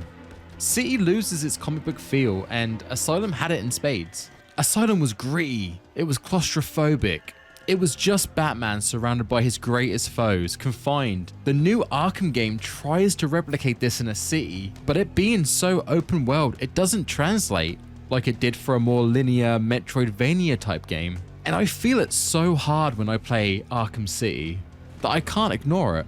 Arkham City does everything it should do and more if looked at entirely on its own. If you do it that way, the game is a masterclass title. But when you look and compare it side by side with its prequel, the cracks begin to show, and they show what was lost in transition to a big open world game. It makes it fall slightly below, in my opinion. Now, I love making these videos and critiquing these games I played back in the day, because we're human. As we get older, our tastes and opinions change. When I was younger, if someone asked me what was the best Batman game, I would have said Arkham City without a doubt. Back then, Arkham Asylum felt more like a trial to see how a Batman game could be played and if it would be good or successful. But now, after replaying it, I had a better time with Arkham Asylum. I still feel like I haven't worded this as well as I could have, but I have struggled to get this down in a recording. And to be honest, this is the one I think I'm going to go with. So hopefully it helps, and hopefully some of you guys agree, or maybe you've had the same feelings and you couldn't quite figure them out. Hopefully I've helped in that regards, because it's an amazing game, and like I said, on its own, absolutely top tier. But compared to Arkham Asylum, I like one more than the other, and it's not the one I thought it was. It's 9 years before the events of Arkham Asylum, and it's Christmas Eve.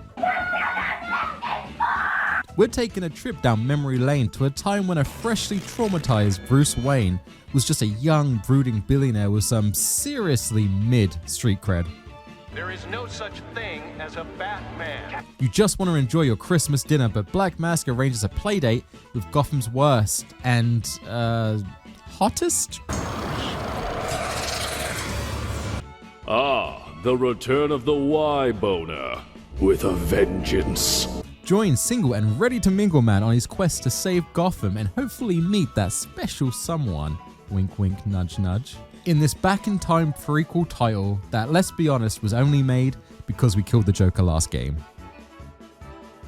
Batman Arkham Origins. Oh boy, I really didn't like you back in 2013.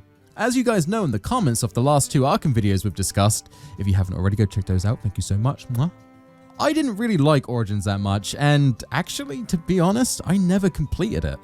I don't know, something about the game felt off to me back then. Maybe it was because it felt rushed by New Kid on the Block, Warner Brother Games, who take the reins from Rocksteady this time around. No, I mean other developers can do just as good stuff as other developers, right? Maybe it was the insane amount of game-breaking bugs that plagued this game at launch, and we still have a few we have to deal with. Or maybe it's the lack of Harley Quinn. Kinda.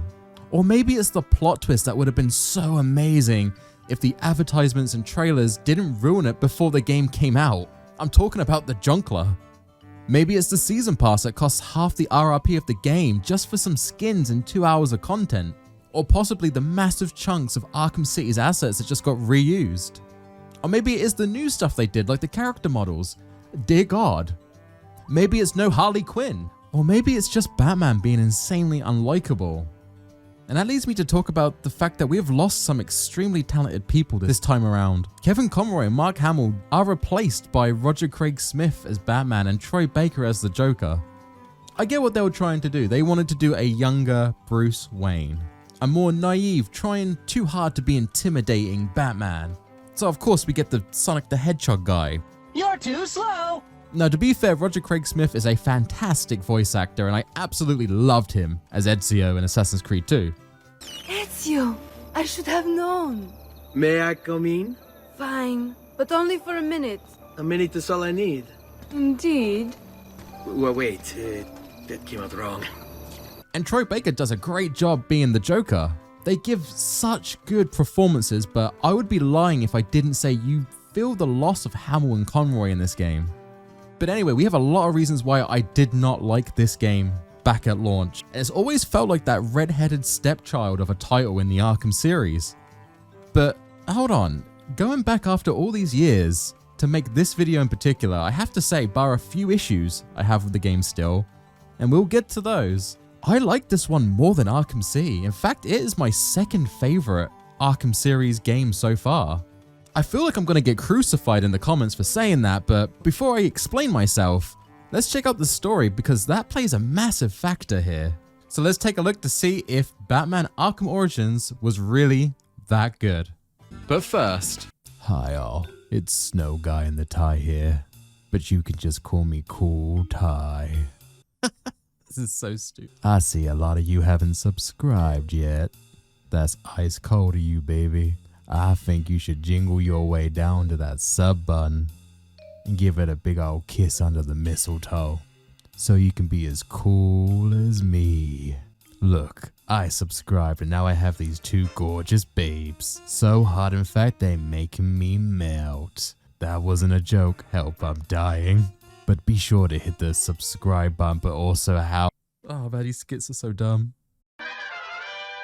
We start the game on Christmas Eve with a young, rugged Bruce Wayne. What's going on here, Bruce? Can't afford a razor? Who hears of a breakout at Blackgate Prison. All units, All units, code 10 at Blackgate Prison. Communication is down. Possible 211. Delta 6-4 en route. Dispatch 5-9. Confirm code 10. This is a breakout. This has to be the worst prison. Whenever we hear about this place, it's either being broken out of, taken over by, or set on fire. Anyway, Batman heads over to stop this, and we find out that it was Black Mask's doing. Or was it? Alright, this section gives me instant Asylum flashbacks, and I'm sure the developer knew what they were doing here. And being the sucker that I am, I absolutely love it. I can't deny it. We get into our first few brawls here, and I realized something quite quickly. You see, in Arkham City, I got so sick of the hints that popped up telling me to backclaw this, or how to do a blade dodge in every encounter that had a blade thug. So I decided for Batman Origins, I'm going to turn these off, so no hints. What I didn't realize was by doing this, I actually turn off the counter vision, the little icon that pops up in the fights from the previous games. I honestly thought through my entire playthrough of this game that this was just how Warner Brothers wanted to do the combat this time around. A ballsy move, I thought, but I absolutely loved it. It made the fights way more fun, and I had to pay way more attention to the enemy's movements and movesets. And this is just on normal difficulty. Honestly, I see why you guys told me I should play the games on a harder mode to get rid of this counter icon. It's a game changer, and I could not recommend it more for anyone who wants to play this game. It's more difficult, but it's way more satisfying. Anyway, following the plot, Black Mask kills off Commissioner Loeb, who had been actually working with Black Mask over the years. We're going to see a lot of this over the night. You see, this Gotham is way before Batman is known, so not only are there criminals on every street corner, but the cops and politicians are just as corrupt, which makes Bruce Wayne truly feel alone in this crusade to try and save the city. Failing to save Loeb, we get caught in a tuffle with Killer Croc, who again is kind of put on the sidelines.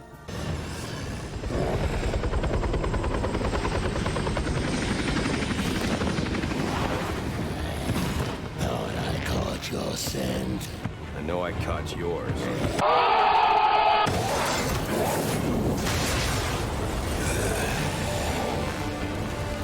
I don't know what it is, but they love making this guy a filler supervillain.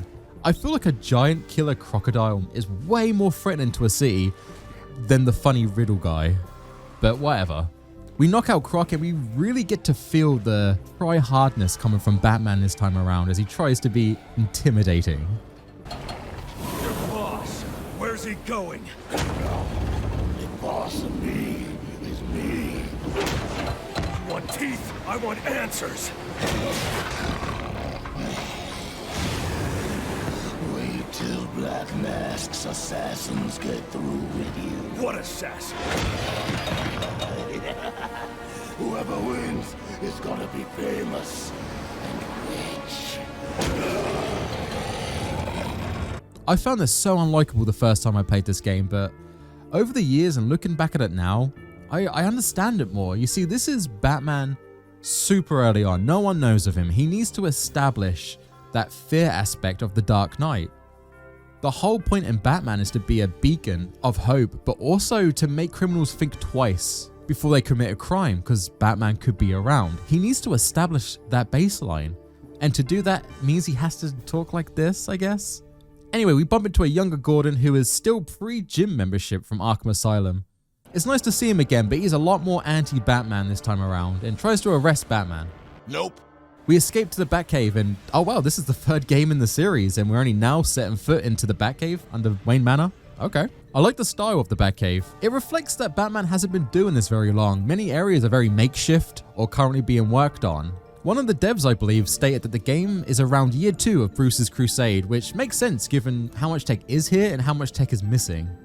Alfred is actually here as well, and he's a welcome addition. Ironically, the game trying to push the solidarity of Bruce Wayne's mission actually gives us a far more tangible support cast. I appreciate it. Assassin, sir? As in more than one? That's right. And you heard this from the mouth of a crocodile, man? His name is Killer Croc. He's already behind bars. Oh, I pity his cellmate. I don't. Anyway, we review a log from Black Mask that we got at Blackgate. It turns out Black Mask, am I really gonna say black this much? Anyway, it turns out Black Mask has arranged a ragtag group of supervillains to kill off Batman tonight for a sweet 50 mil. That's a lot of cash. I wonder if I can turn myself in for that. In this group, we have the big bad Killer Croc, who's already off the board. We have cool guy Deathstroke, who was actually promoted very heavily in the advertisements for this game. I remember seeing him in like every trailer. We have Firefly and a super bendable Copperhead. Hello. Deadshot we already know and is probably going to be a very easy boss fight. New guy Electrocutioner, Lady Shiva, and Super Soldier Bane, who is also looking like he's lost a bit of mass throughout these games. Okay, this is an impressive lineup. Even though Killer Croc being on this list is a little scammy, I love the idea of Batman having a hit on him. It adds stakes because it's less about Batman just happening to stumble upon these villains and foiling their plans. These villains are more actively seeking us out and hunting us down as we track down Black Mask. Alright, so we have a goal in mind now, find Black Mask. So we head to the city and this world map is great. I get that Arkham City needed to feel more shut in because at the end of the day, it was a prison. But this Gotham feels huge and it's oozing with personality. Throw in the Christmas theme and the heavy snow, it feels like I'm generally playing in the same Gotham that Michael Keaton was in for Batman Returns. It's great. I find it wild that I can just go to the chemical plant where Joker fell into the vat of acid. And it looks so cool. We don't have to come here for anything in this game. It's just here. That is great attention to detail. I love it. It's so good, in fact, that I will give a pass on the developers for including the grapple boost, because technically this thing won't be made until Arkham City, and even then it was being prototyped. That's 10 years away. I know it's for gameplay purposes. Going through the city without it would be so frustrating, but we've got to poke fun at the continuity here. Anyway, we interrogate Santa Claus to find out that the Penguin is the guy to speak to about Black Mask. Now I get why people fear the Batman. This is a great shot. Wake up. What happened?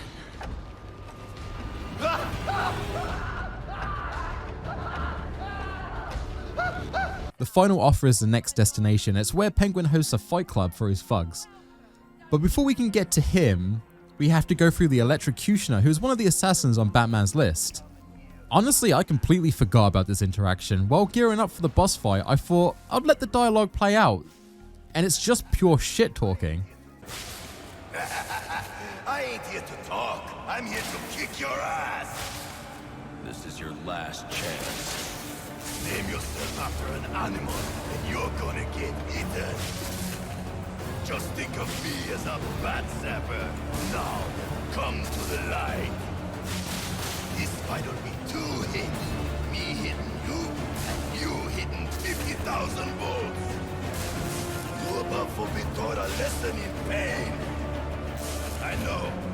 Intimidate me. Black Mask must be out of his mind to put up 50 million for your head.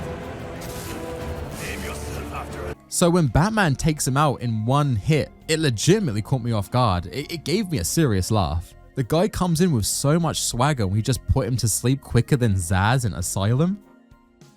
We continue exploring the final offer and I love the aesthetics here. One thing this game does really well is set pieces. Every area feels unique. The thing with Asylum is though they did try to change up the island a lot, you were still in an asylum. There wasn't much they could play around with. City could have done that and Wonder City kind of proved they could, but they stuck with a very basic idea for the aesthetics. Here, they just go wild. We have so many places we explore and so much attention to detail is put in. The downside is while we're exploring, the entire time we hear Tracy on the intercom.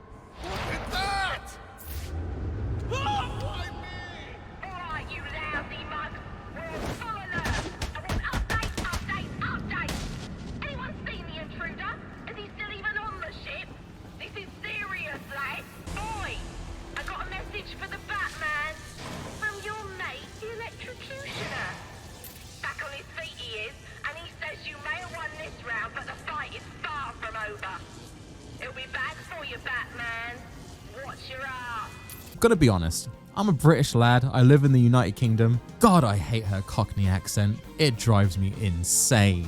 She feels like every EastEnders character melded into one. It's just pure hate. Anyway, we bump into Slade Wilson, aka Deathstroke, and unlike the Electrocutioner, this boss fight is brilliant.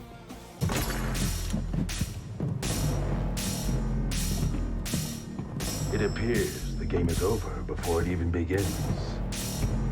I'm not playing games, Slade. Not only does it feel like we're fighting an enemy with just as much training as our boy Bats, but the fight has multiple stages with different gimmicks you have to work out. For instance, when Slade just pulls out a remote claw, which he shoots at Batman, which pulls in these explosives you have to counter and throw back at him. It is brilliant, and not having the counter icon meant I really needed to pay attention to his moveset. I had to find my own openings. This is amazing. This is like a FromSoft boss.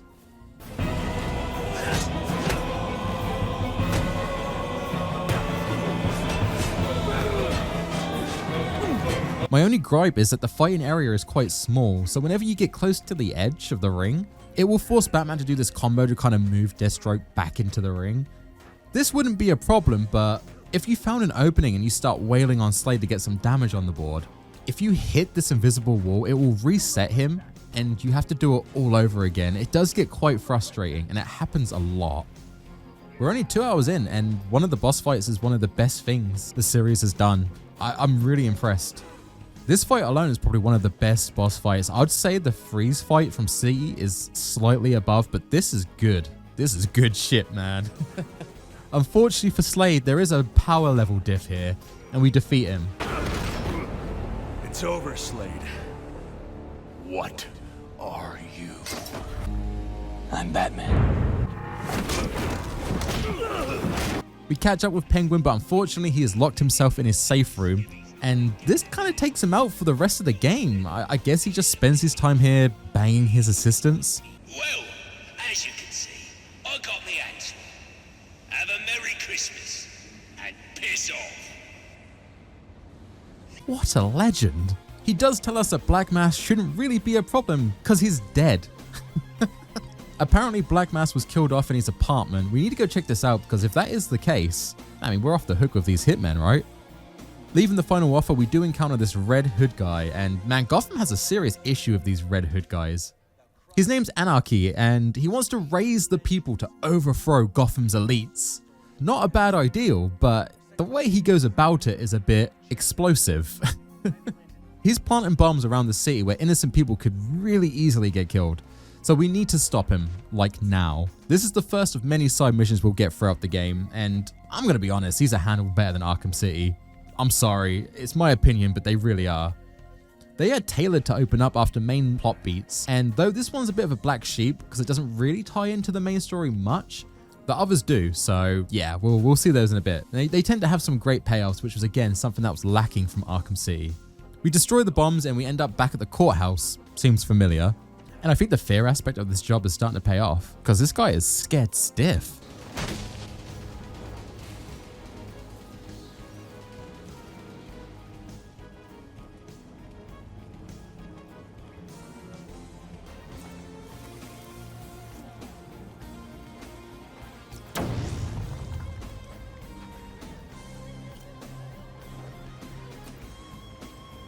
The boss fight is a massive brawl with waves of enemies while Anarchy is throwing these Molotov cocktails at us. Halfway through, he'll just jump in and start fighting as well, very similar to the Joker fight in City. And we take him out. That's our first side mission done. We head over to Black Mask's suite and we use detective vision to work out what really happened here. I find it wild that Bruce's tech here is far more evolved than anything we see in Asylum and City. Because we can just recreate the whole crime scene and fast forward and rewind at will what happened to find new bits of evidence. These are few and far between, but they are an absolute joy to play with. This is the first time I really felt like a detective in these games. We figure out that there's 4 people in this room: Black Mask, who got captured, a fake Black Mask that was sent in and shot, the killer, and Black Mask's girlfriend, who gets taken out unfortunately. She was sending text messages to Roman Sionis about someone named the Joker. Someone killed Black Mask, but this crime took place several days ago, and I saw Black Mask earlier tonight. The only answers I have raise more questions. Who is the Joker? Was he the killer here, or is he one of the assassins? I have a body, an unknown shooter, and an unknown assailant who attacked the shooter. I need to match the DNA samples against the records in the National Criminal Database to identify who was in the room. Turns out this all links to a suspicious but probably cute individual called the Joker. To find out more about this killer, we need to hack into the GCPD database, which means we have to stealth through the precinct. Again, another area that's really cool because we don't really want to be hurting these cops. Most of them aren't corrupt, but they are a means to an end for Batman right now. We need to get that information. I tried to avoid most fights in this section, but there's a section here where the SWAT are talking about taking Black Mask's offer to kill the Batman for the money. I think you're supposed to overhear this and avoid the fight as it's a room full of armored SWAT cops. But these guys need to learn a lesson in vengeance. Alright, listen up. While you jokers were playing cleanup crew at Blackgate, I was making us some money. I worked out a deal with our pal Black Mask. If any of us can kill the Bat before the assassins get to him, we get the bounty. All $50 million of it. And for those of you who ain't too good with the math, that means we all retire early. Nice. That's what I'm talking about. Let's take him down then. Yeah. What are we waiting for?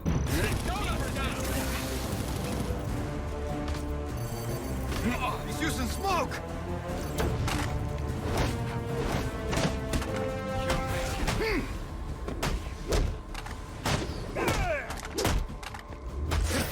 Mine!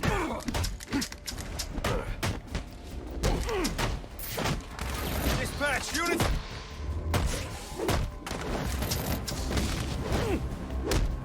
That's better. What are we...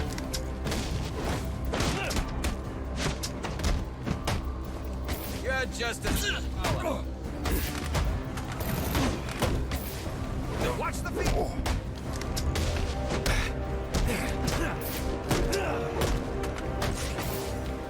Get dispatch on the horn!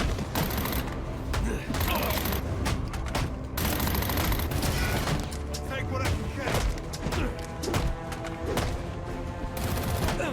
You're not going.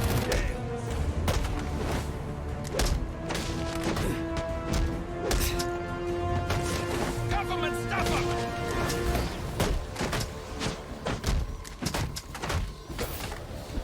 Gotham's out!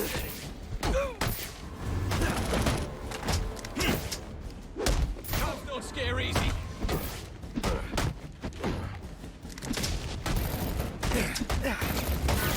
Can we call for backup? Just what I need.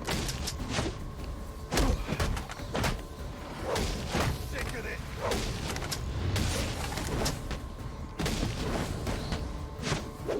Time to improvise.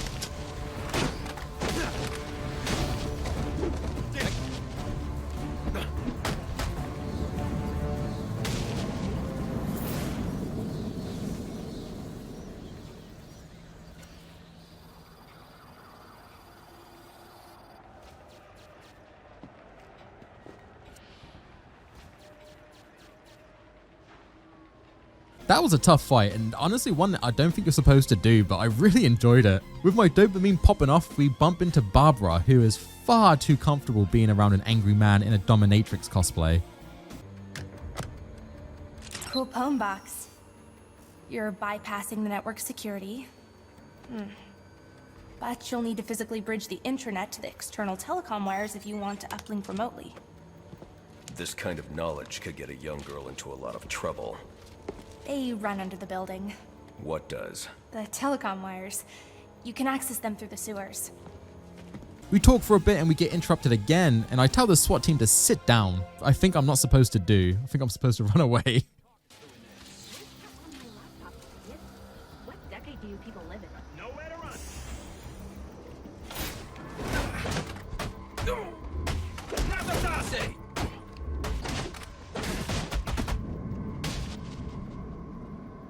What can I say? I'm just built different. And we head to the sewers where Black Mask is apparently planting bombs under Gotham. Wait, okay, so Black Mask is currently captured, but also putting a hit on Batman while trying to destroy Gotham, while also simultaneously being dead. This is getting far too confusing. Let's just head to the bank and ask the man himself what the hell is going on. We infiltrate the bank and we catch up with Black Mask, and the twist is revealed.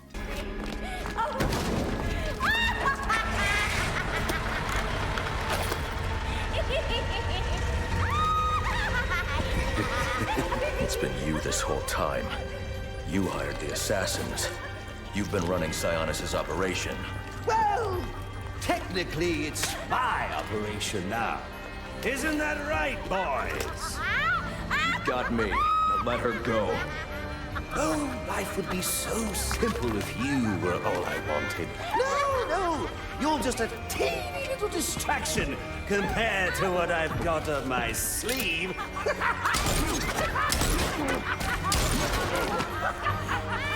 Here, have a laugh on me. Alright, this twist could have been amazing.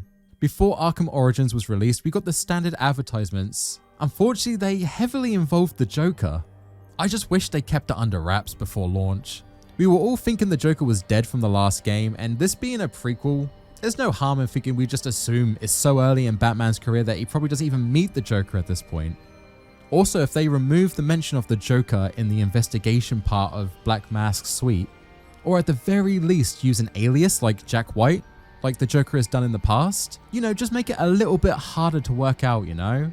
I generally find it weird that the Joker would use his Joker moniker this early in his career as well. Don't get me wrong, it is great to have him back as the big bad, but this was nowhere near the Clayface double Joker twist at the end of Arkham City, I'm sorry. But the music, oh god, the music is so good. Joker's theme goes so hard in this game. It's like the perfect mix of the Christmas theme and just how creepy and messed up the Joker is. The track is called Carol of Bells, and it is my favorite bit of music in these games so far. If you guys want to check out an amazing version of this song that's got like some vocals and it's just very epic sounding, Samuel Kim Music actually done a version that is so good. I'll put a link in the description, go check that out. It's also great to see the laughing gas make a return, though unfortunately the Joker gets away and the bank clerk doesn't make it. Though she's pretty happy about it. Leaving the bank, we hear a baby crying, so we head over and investigate. It's a trap!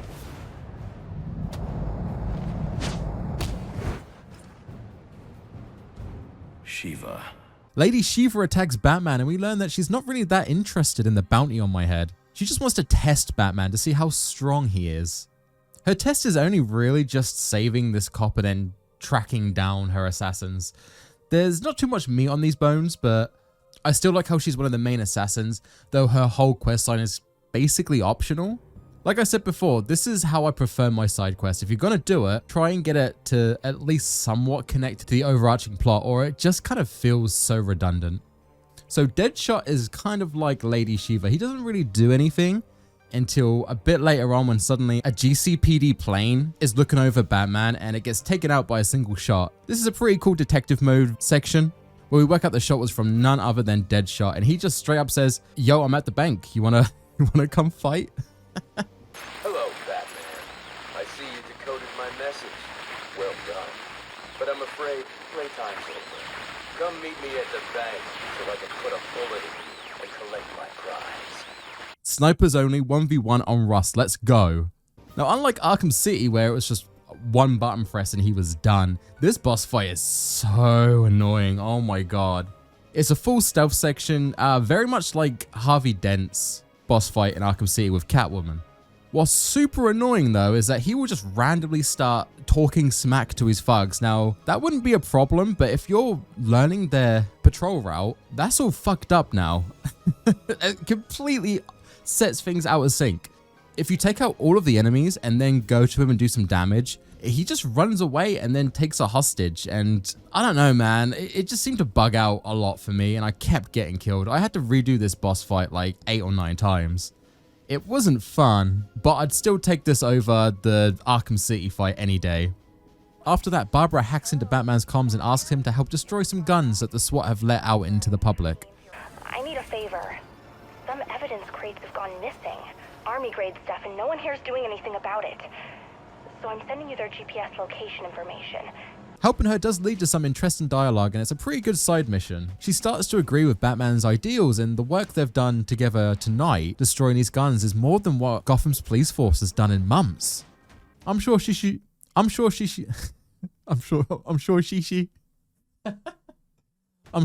will become a great ally. Well, we have no other leads, so let's head to Black Mask's steel mill to see if we can find some clues. And we do. We actually find the totally real, not fake, Black Mask. We head over to interrogate him. Wrong answer.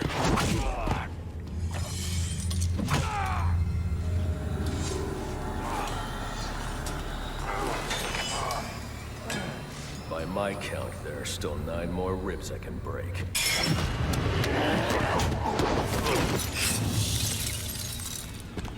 Copperhead.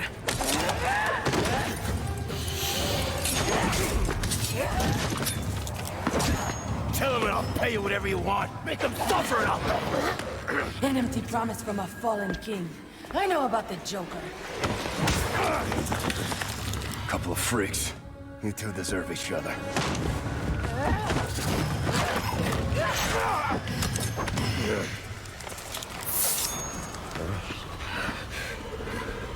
What did you do to me?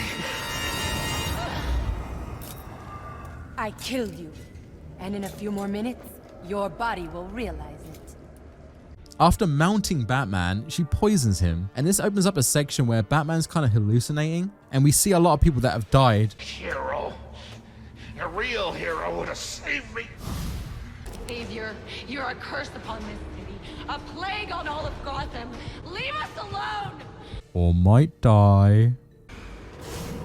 What would your father say if he could see you now, throwing away your family's hard-earned fortune on these frivolous nightly escapades? And for what? You're not this city's savior. You're a Wayne. And a spoiled, wasteful disappointment of a Wayne at that. We really get to see that these losses greatly impact Bruce's psyche. Alfred's trying to make an antidote for Bruce, but we need to hold off Copperhead, and that means a boss fight.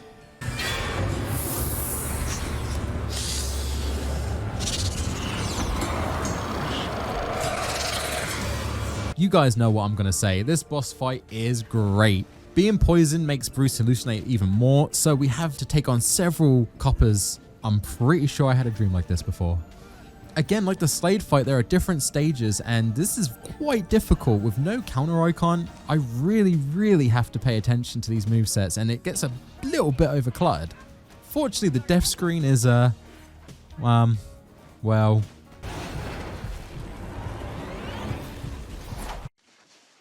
I bet you never expected the end to come like this. We defeat Copperhead, and she tells us that Joker is at the Grand Hotel.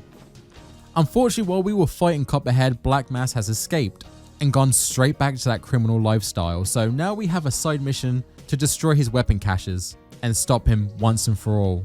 Again, this is how I wish all the side missions were handled. Now I can just leave this case file open and go finish the story. I don't have to deal with Black Mask anymore in this playthrough. But he was part of the main plot of this game, and he got away because of me. I feel responsible for him getting away because it was during the boss fight with Copperhead. It makes my priorities and Batman's priorities the same. We both feel like we have to go deal with this now. It's drastically different to where in City, Penguin could be just killing off cops at his museum, but I'm too busy flying around the city giving Zaz payphone therapy. This is what I was trying to say in City. It's too random for me, whereas in Origins, it makes sense. And I know a lot of you guys in the comments didn't agree with my take on the side missions, but that to me is the problem. It having absolutely no relevance to the main overarching plot, or it being part of the main plot that then just like splinters off. One of them's better for me, and it's Origins. Anyway, back on Black Mask, we head to the old church and have a pretty decent stealth section. We take him out. Right, onto the hotel. We overhear a meeting between the remaining assassins, Bane, Firefly, Electrocutioner, and Joker. Joker decides to kill off the Electrocutioner because he was too busy watching Guyinthetie on YouTube than pay attention to this meeting. Welcome to our first quarterly performance review. As you can see here, Batman deaths are coming in far below projections. People wanted more Joker, we get more Joker. More villains, not a problem. A bigger location, far more interesting main story. And by we, so do you have anything else to contribute? I didn't think so. I salute you, Electrocutioner. You went out doing what you loved. Batman then just straight up robs this man's corpse for his electro drip, and we get his gloves. This adds to the combat, which I haven't talked about yet because it's pretty much the exact same as Arkham City. But now that we have these gloves, when we do enough damage to enemies, we can activate the gloves themselves, which now not only helps us with countering usually uncounterable moves like the stun baton or shields, but it also raises Batman's overall damage by quite a lot. So standard fights now are more of a joke than they have ever been in the series. I'm not gonna lie. Batman soon discovers that the Joker has turned the hotel into his idea of a twisted funhouse. We climb up the hotel and we finally meet up with the Clown Prince himself, and we politely ask the Joker to stop. But Bane makes this a freeway and we have to deal with him first. Now this Bane is my favorite Bane. He is far less Mexican Hulk and is actually pretty cunning, and his fight proves pretty difficult as he's far more agile than I'm used to him being. Even though we defeat Bane, he makes an escape, but Joker forgets that friendly fire is on and he takes some pot shots at Bane. Unfortunately, Bane's gun is bigger. Oh man, I love this cutscene. It really shows how chaotic the Joker is. Right here, the Joker bites off more than he can chew. Bane's shooting a rocket at him. He accepts that this is how he's going to go out. And it's pretty fire. I mean, he's going out in a blaze of glory as he's flinged off a rooftop and starts speed running a 50-story drop. You can see that Joker's a-okay with this. No problem. Batman, of course, saves him. Granted, a few love taps on the way down. But you see, this really messes up the Joker as he doesn't understand why Batman saved him. Why would you do that? Joker has been trying to kill him all night, and all Batman had to do was nothing and Gotham would be saved. And honestly, it wouldn't even be Batman killing him as it was Bane's doing to start with. Fortunately, Gordon arrives just in time and arrests the Joker and gets him ready to ship to Blackgate. I'm sure that's gonna stick. Batman tells Joker not to do anything bad or he'll be pissed. Joker says bet. Anyway, Batman heads back to the Batcave to pick up the new cum grenades, and him and Alfred have a bit of a falling out. Master Bruce, stop! Master Bruce, Bruce, I will not in good conscience allow you to go. You're outmatched by these assassins. What? You're not some hardened vigilante. You're a young man with a trust fund and too much anger. You're in over your head, and I don't want this to be your end.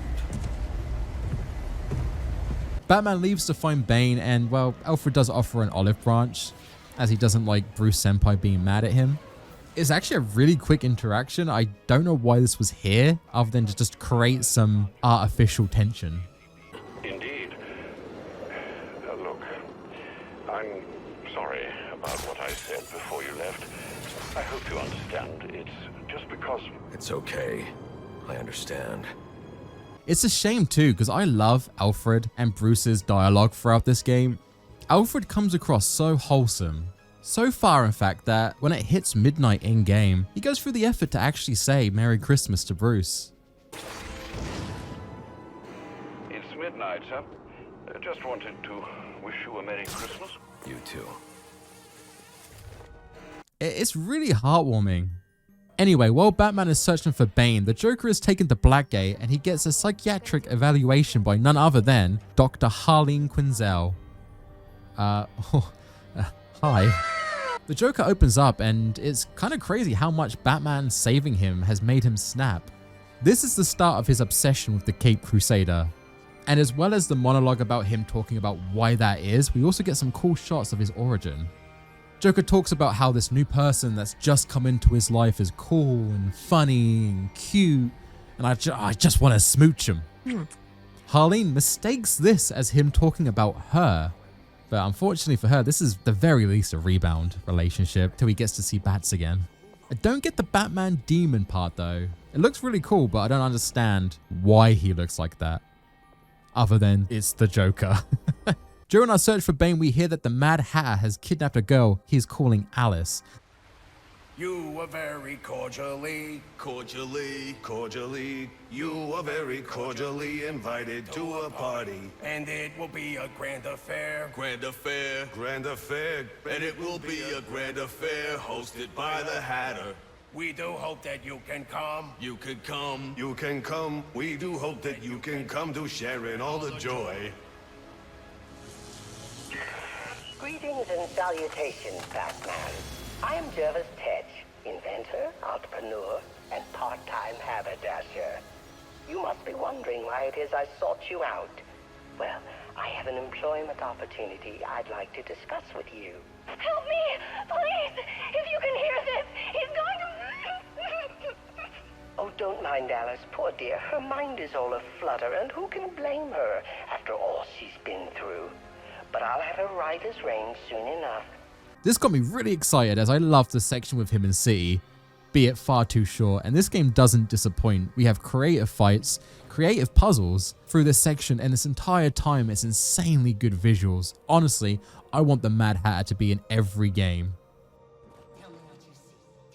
Saving Alice, we head to Bane's headquarters and we find out that he has pieced together that Bruce Wayne is in fact Batman. Again, I love having a more intelligent Bane. He's done what most villains can't do in a matter of one night. Worried for Alfred's safety, we head straight to the Batcave, quickly dealing with Firefly on the bridge. This boss fight is the weakest to me in the game. Honestly, it bugged out far too often, especially this section here. I think I was supposed to pull out my Batclaw, but he got stuck on this thing here, and because the animation doesn't play out, it just completely messed up my camera for the rest of the boss fight.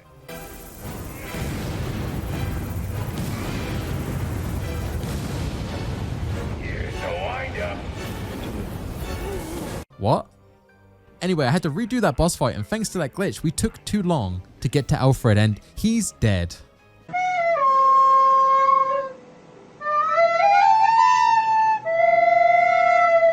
Bruce, not willing to lose another daddy, brings him back with the electric gloves, barring a few broken ribs. 10 confirmed at Blackgate Prison. Suspect identified as the Joker. After nearly losing Alfred, Batman's resolve is absolutely shattered, and he just wants to curl up on the sofa, eat his Christmas dinner, and watch the new Doctor Who special. But Alfred won't let him stop now. And it's just in time, because apparently the Joker has taken over Blackgate. Because of course Joker has taken over Blackgate. Why can't this prison do the one thing it's supposed to do? Keep the criminals behind the bars. God damn it. What was I talking about? Oh, some monologue about Batman's not an island, but he's an Isle Man. I don't know. He sets out to Blackgate to stop the Joker and Bane, while making super best friends with the cops along the way. Ah, yay, how nice. Man, I love Arkham Asylum. God damn it. If there's one thing I've learned from doing these videos, is that game is a masterpiece. Speaking of games though, Joker has one more game up his sleeve. Joker has set up an elaborate trap to make Batman violate his no-kill rule. Bane has strapped a heart monitor charging the battery for the electric chair the Joker is now sitting on. And if Batman refuses to kill Bane, then the Joker will die. And if he fails to kill either one of them, then Batman dies. If the monitor is removed, they all die. The stakes are pretty damn high. Batman finds a loophole though and kills Bane and brings him back with the shot gloves like he did with Alfred. Now, I'm not sure how this works on the karma system, but this is still technically murder, right? I mean, his heart stops. Bringing Bane back though just kind of pisses him off more, and he takes a massive shot of the venom, which makes him turn into the Hulk beast we've all come to know of him. And we have a pretty meh boss fight. You just have to take him out stealthy while he's running around this square room. Once we defeat him, we see that he's had some severe memory loss, which is quite convenient for us, as now he can't tell people we're Bruce Wayne. We catch up with the Joker, which is also quite convenient for us, and have our final confrontation. And this was pretty funny. I didn't want to miss any dialogue in this scene, so I just let it play out. And as I don't have a counter, I didn't realize that the Joker was about to shoot me. What a night! Fresh off the kill, and back for more, eh? Bane's still alive. Now that's not funny. Oh, this this rage, all directed at me, and for what? You know, if you'd actually let me finish a sentence, you might learn something! You might learn that we're not so different. You might learn something about yourself! You need to learn to shut up. You know, it's sad, really.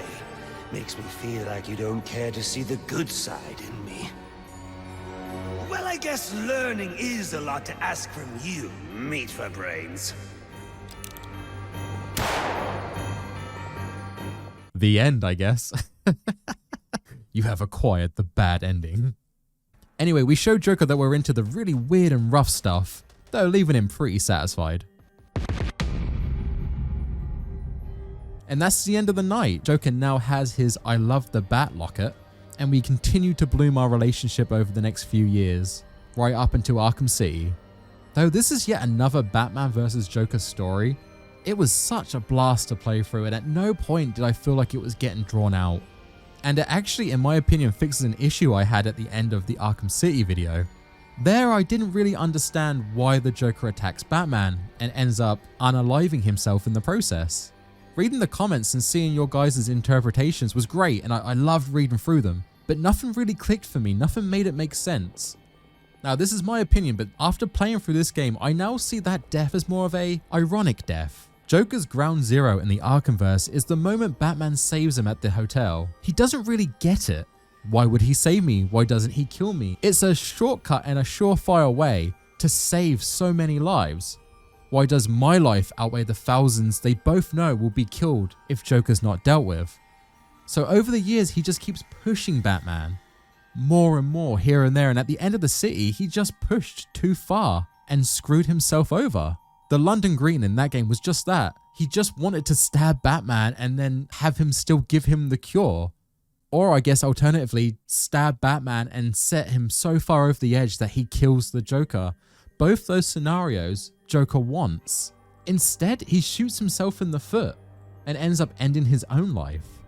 It's so fitting, and I'm sure a lot of people figured this out years ago, or maybe I'm completely off base here, but it fills a plot hole I had, in my opinion, of Arkham City. And I wasn't expecting that from this game. But we're not done yet.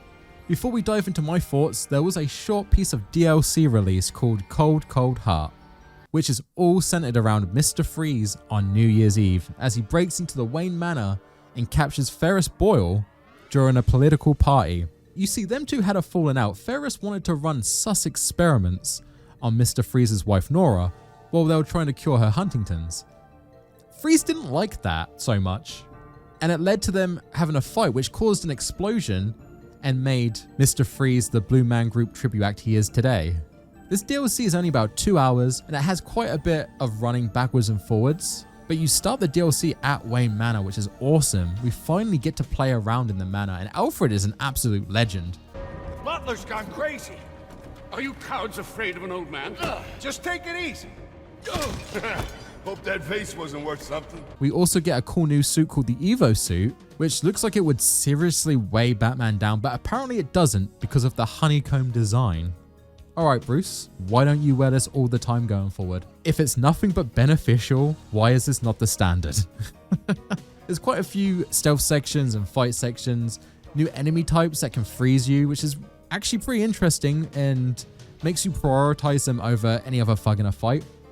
But not much is really done until we get to Mr. Freeze, and his boss fight I was really looking forward to.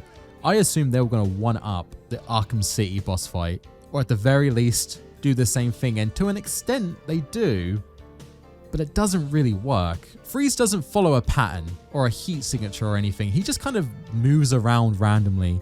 You can be going to do a stealth takedown and he just randomly turns around for no reason. It's really frustrating, and that's after you do a section where you have to destroy these 3 canisters, and again, Freeze can just randomly spot you and attack you.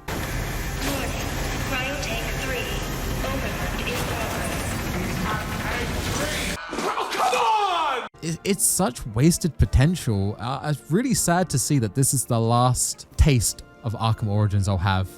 But we take him down, as well as Ferris, who's actually turned out to be a bad guy. Who knew? And that's all she wrote. That is the end of Batman Arkham Origins. It's 2015. Your full-face wearing boyfriend has been dead for months. You're mourning him so hard that you've manifested his spirit. But before you can do that one scene from Ghost, Scarecrow releases his new vape flavor and all the 8-year-old kids are freaking out. It's up to man to stop him and his windowless fun van that kidnaps everyone Batman has ever known. Jesus, everyone gets kidnapped in this game, like it's ridiculous. Traverse the world's most moist city, meeting old and new faces, sometimes both. Sometimes foreshadowing is relatively obvious. In this final chapter to the Arkham series, I'm Guyinthetie, and you thought I was horny for Harley? Wait until you see what the devs did with her new model. Thank you, Jesus! So plug in your game sense and trip on some grade A fear toxin as we take a look at Batman Arkham Knight. Okay, we made it, guys. This is the final Arkham game in our retrospective. Woo! Thank you so much for following me on this journey. I can't believe when we started off we had 50 subs and now we're here. It's crazy. If you're new and this is the first video you've seen of mine, please check out my other videos on why the other Arkham games were that good. Be sure to leave a like and comment. So Arkham Knight had a rough launch, but mainly on PC. It was very poorly optimized back then. Thankfully, a lot has changed over the years and it's actually a much more pleasant experience to play. But after Batman Arkham Origins, equally rough launch, the helm is passed back to Rocksteady for the next title in the series. And honestly, how do you match what was so greatly improved upon in Arkham City? How do you push the envelope further? Well, let's see. I guess you could add a far longer running time, double the amount of supervillains, not settle for a small section of Gotham, but do the entire goddamn thing. Add way more playable characters like Robin, Nightwing, Harley, Batgirl, Red Hood, Catwoman, even the Joker. What? Okay, Rocksteady, that's a lot more than Arkham City. Surely that's enough. Well, how about more cosmetics? Ugh, more Riddler trophies, more challenge maps, more Joker, more jiggle physics, the Batmobile, Alfred, way more gadgets, so much side content that it dwarfs the main story.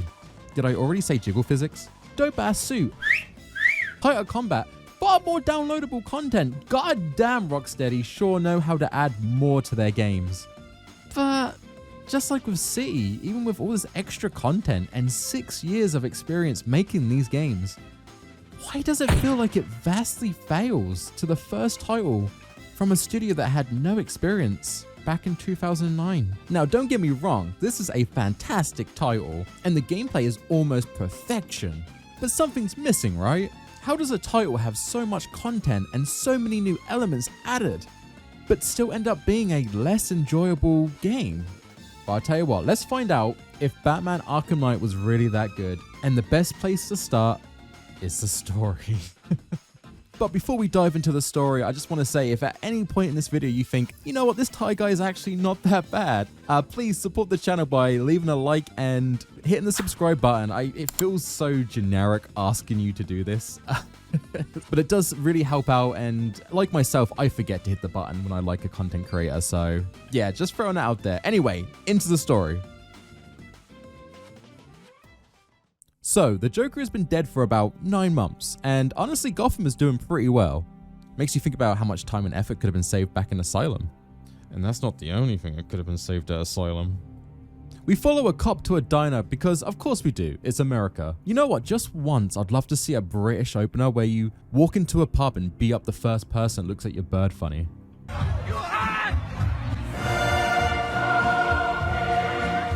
The cop heads over to this guy sitting at the diner and tells him to stop vaping, but he's not. He's actually working for Scarecrow, and I haven't seen anything confirming this, but I think this is Anarchy going by the hoodie and A symbol in the table, right? Anyway, he's rocking that new fear toxin. And just as we go up to talk to him, shit gets wild. Excuse me, sir. There's no smoking in here.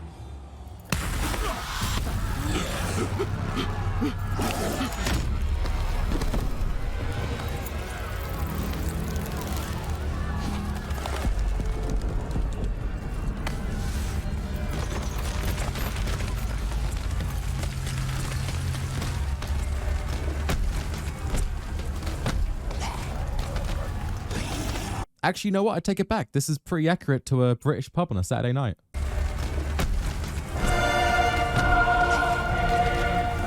The new fear toxin is working out pretty great. Unfortunately, so is my gun.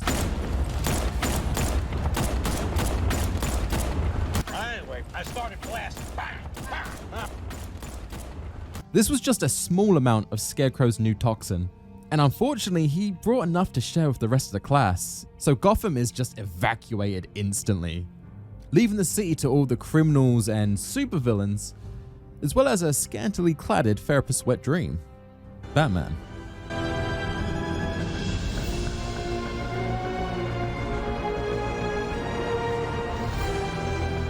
We head into Gotham to try and get this place under control, and like all the previous games in the series, this is going to be a long night. Actually writ night. Alright, I need to take a moment to talk about how goddamn good Gotham looks this time around. Though I missed the Christmas theme from Origins, this constant rain and how extra everything looks in Gotham this time around is actually pretty good. Even the water has no filter, it's just constantly pissed off. It's a very moist looking game. Anyway, we head over to Gordon, and yes, he's still not renewed that gym membership. Again, I writ gym, like, only I read this. Why am I trying to be funny in the script? Also, it sounds like he's been taking up Scarecrow's vapes, because he sounds far more gravelier than Batman this time around. You still know how to make an entrance. How's the evacuation going? Last bus crossed the city limits an hour ago. I'm just glad my little girl got out when she did. Look man, I love Jonathan Banks in Breaking Bad, playing Frank. Such a good character, and to be honest, he does work as Gordon on so many levels, but he does sound a bit bored, right? Especially with the last few games having him sound a little bit less smoke a 20-pack a day. It just feels a little bit alien having the voice change this much. Anyway, Gordon tells Batman that they're pretty much up against it and they need to find Scarecrow. Unfortunately, finding him will be like looking for a pin in a haystack. Get it? Because he's a Scarecrow. Instead, we find Poison Ivy, who isn't so happy playing bait for Scarecrow. And lucky for us, he decides to give us another little taster of his new fear toxin. No! No! No!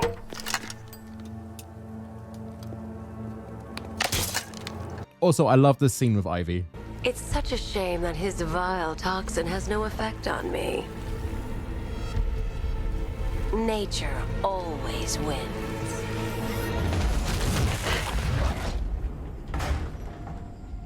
Will he ever learn?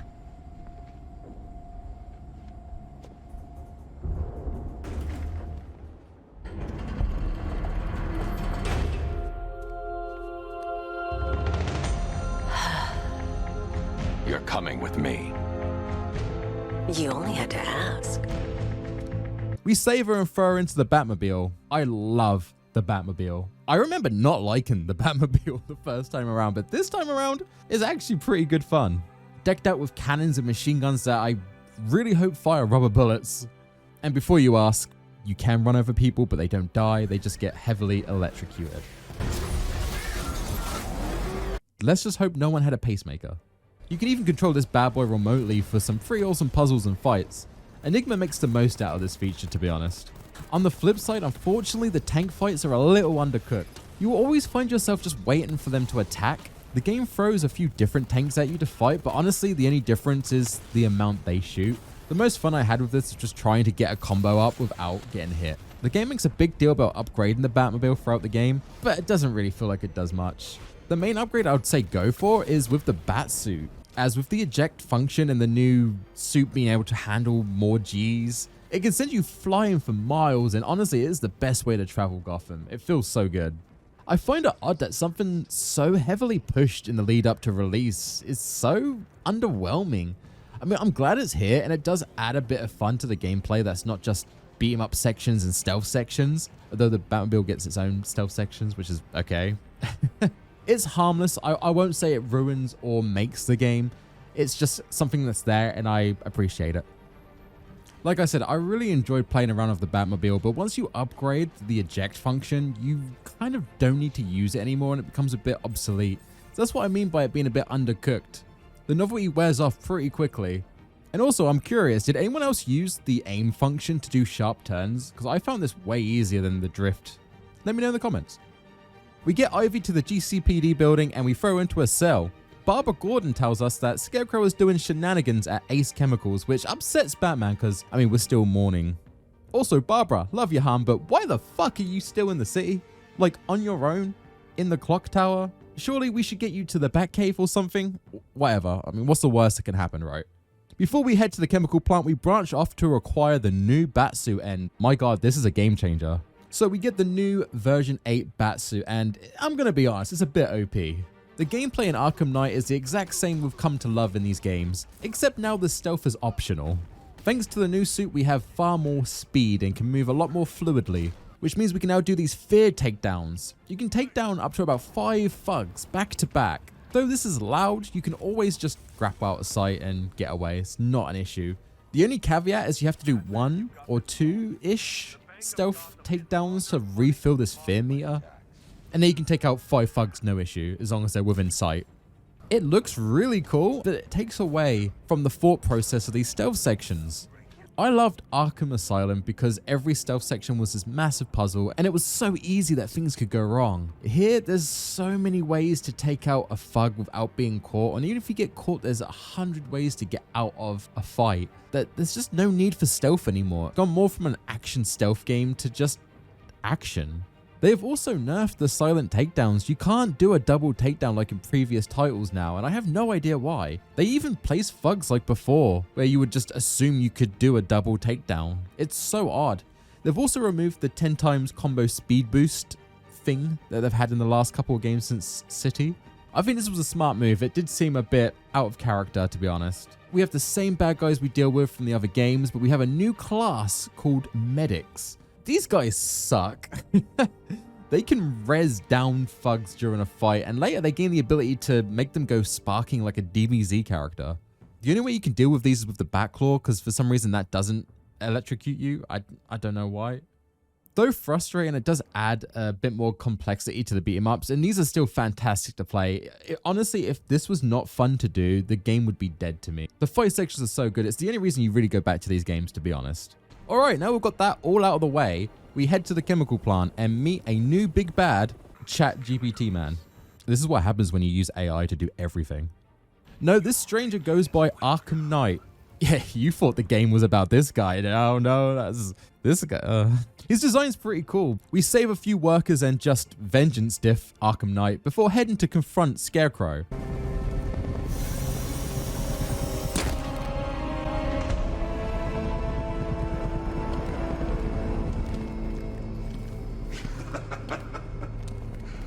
Keep your guns trained on him. If he even looks like he's planning to leave that room, open fire. Oh, and avoid the bat symbol. It's a little trick. It's where his armor's the strongest. Aim for the weak spots at the shoulders first, then coordinate fire at the points where the plates meet. Please. You say something? Leave him out of this. Always defending the weak and the helpless. That's what I like about you. Predictable.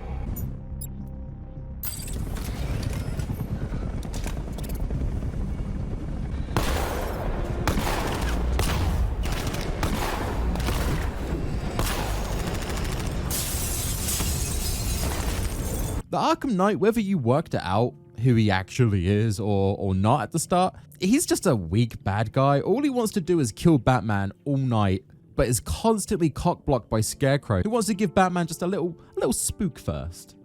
Talk about playing with your food, bro. Anyway, speaking of a spook, Scarecrow is trying to set off a bomb to spread his toxin across Gotham. We catch up and confront him, but unfortunately keeping our best Overwatch character on the front lines wasn't such a good idea, you know? Have you found him? Get out of there, now! Relax. No one knows I'm here.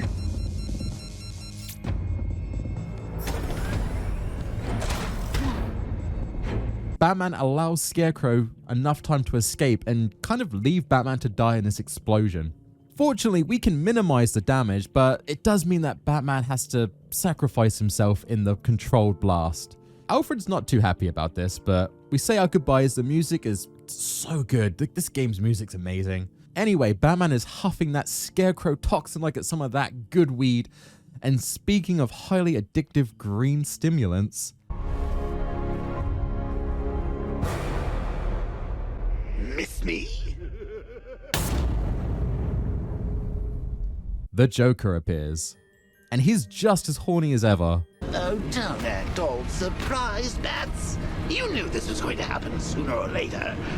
Me stuck deep inside you. Hey, yo, what the fuck? It seems even agonizing death doesn't kill this man's hard-on for Batman. So yes, no secret, Joker's back. And just like the Joker, Hamill is back in the voiceover booth. And it's such a pleasure to hear him and Kevin Conroy going at it again. And that's a good thing, because man, the Joker has a lot to say in this game. This must be the most lines written and read by a dead character, because the Joker is constantly on one this time around. So why is the Joker here?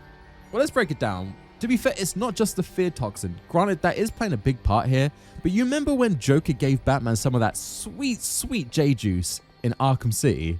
Well, even though we cured it of the Titan that was killing us, we're still infected with the chemicals that was pumping around Joker's body at the time. You know, the stuff that made Joker the Joker.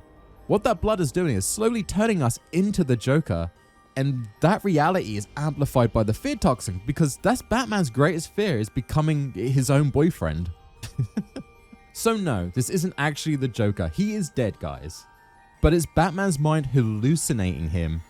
And the quips and dialogue he has is what Batman assumes the Joker would say if he was in fact haunting him at this point. All the knowledge that this Joker spouts off is stuff that Batman already knows or assumes.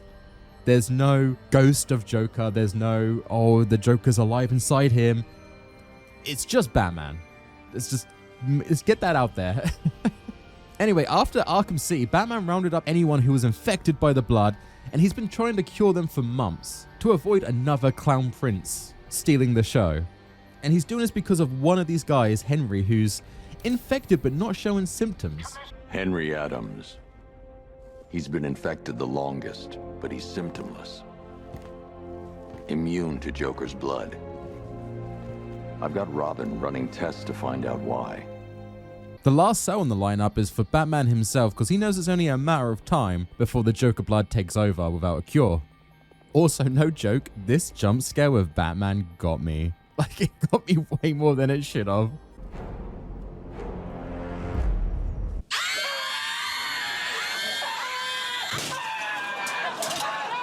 Random time for a flashback, but back to present day with Batman and the explosion, hallucinating Joker. I love this system in the game. It is genius. Not only can they just throw Joker at us whenever we want for some good dialogue, but they use him as like a subtle hint system. It's beautiful. I love it.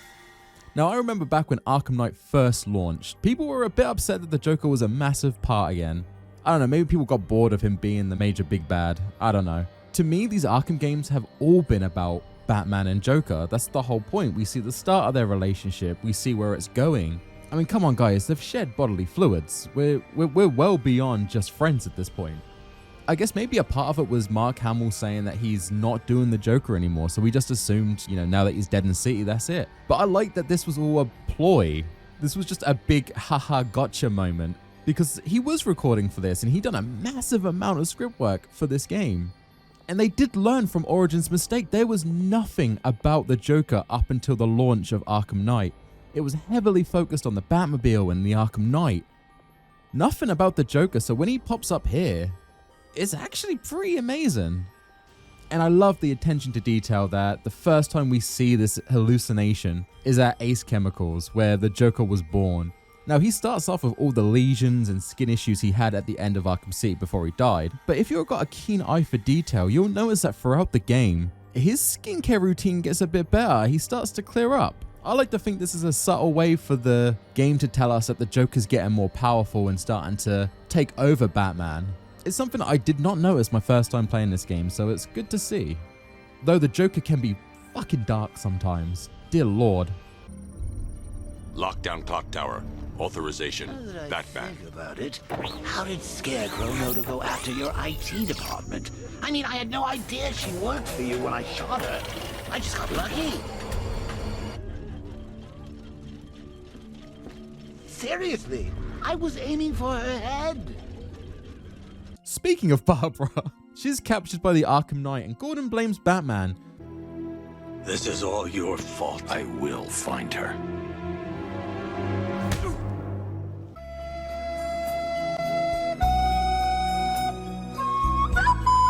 While searching for Barbara, we meet up with Nightwing and we interrogate the Penguin, who tells us Simon Stagg has been working on something with Scarecrow called the Cloudburst. Once we do this, this opens up a side mission where we can hang out with Nightwing and go after Penguin's caches, and oh boy, I guess we need to deal with the side missions. So you know, back in Batman Arkham City, I said that I wanted the side missions to have more integration to the main plot, and I praised Arkham Origins for doing this somewhat. Well, Arkham Knight decides to go the complete opposite and not only have it have nothing to do with the overarching plot, but there's so much side content that I feel like it dwarfs the main story. Now that would be fine in an RPG, but in a single player action game, dear lord. So to start off, the side missions of note would be continuing to destroy Penguin's gun caches with Nightwing. This ends in a big brawl, though we do get a few nice moments with these two showing their relationship a bit more. I'm proud of you, Dick. Are you feeling okay? This is the end. This is the last time we meet. Don't talk like that. All right, this won't stop you. Nothing stops you. Keep Bloodhaven safe. Promise me. It's okay, Bruce. I get it. You just don't want me hanging around, stealing the limelight. Dick. I won't let you down. I know.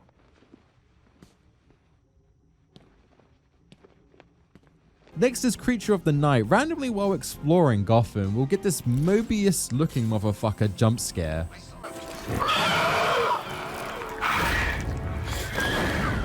We do a bit of investigating and find out this is Dr. Kirk, who was trying to cure deafness through combining his DNA with a vampire bat's DNA. Sure, what's the worst that can happen? Well, he turns into a giant man bat and kills his wife. Good job, bud. I mean, I guess you could say deafness is the last of her issues now. You have to listen out for his cry while you're exploring Gotham.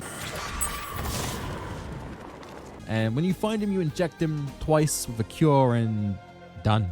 Okay. Pretty undercooked.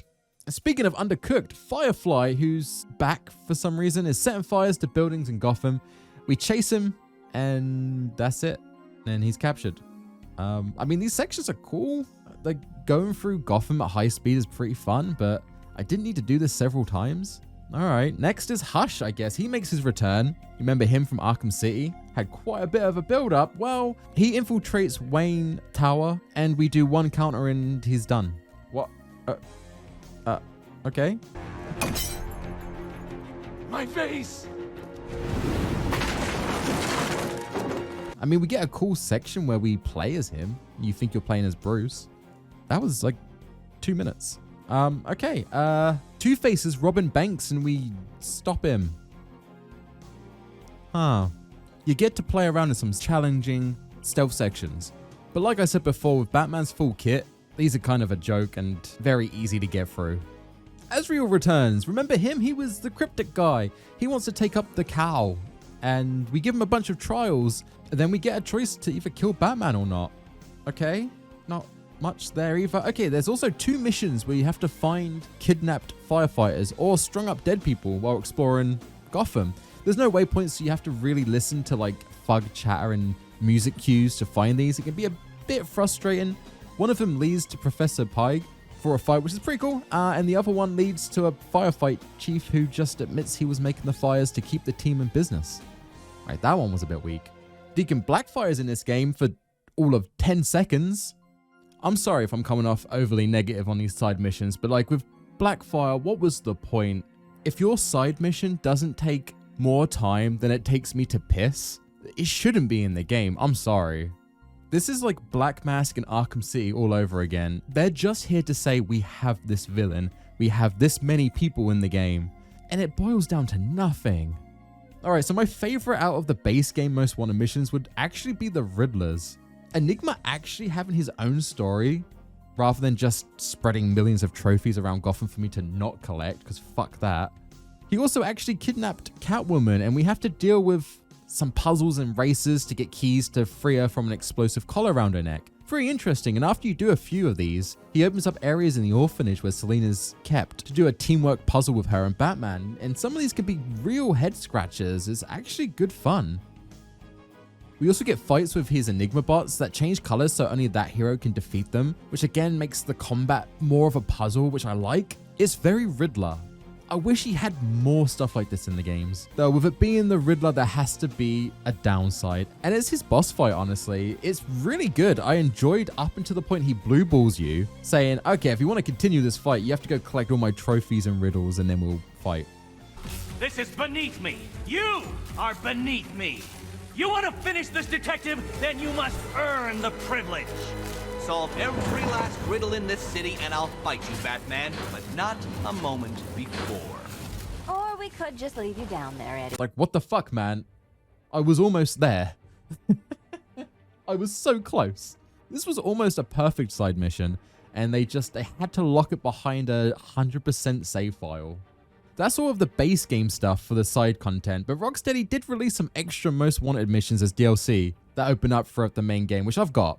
And a few of you in the comments of the Origin video said to make sure I have this on, because there's some cool ones. And you were right, the first one got me really excited as it's the Mad Hatter. And he doesn't disappoint. After saving some cops that he's captured, we get hypnotized and he makes us fight on this book. We fight in chapters of Arkham Asylum, City, and then Knight. It's a shame that Origins doesn't get a mention here. The entire time he's looking down on you and you're in this like cell shaded style. It's really cool. It's a nice little fight section. I like the creative freedom they have for this guy. Next is Mr. Freeze. He wants us to go save Nora because all he ever wants us to do. But we actually do it this time and take her out of her ice pod and she's actually alive again. Cool. Freeze fails to stop a bomb on his ship though, and it blows up and sets Gotham into an ice age. Again, this is really cool. I like how much they changed Gotham in this game.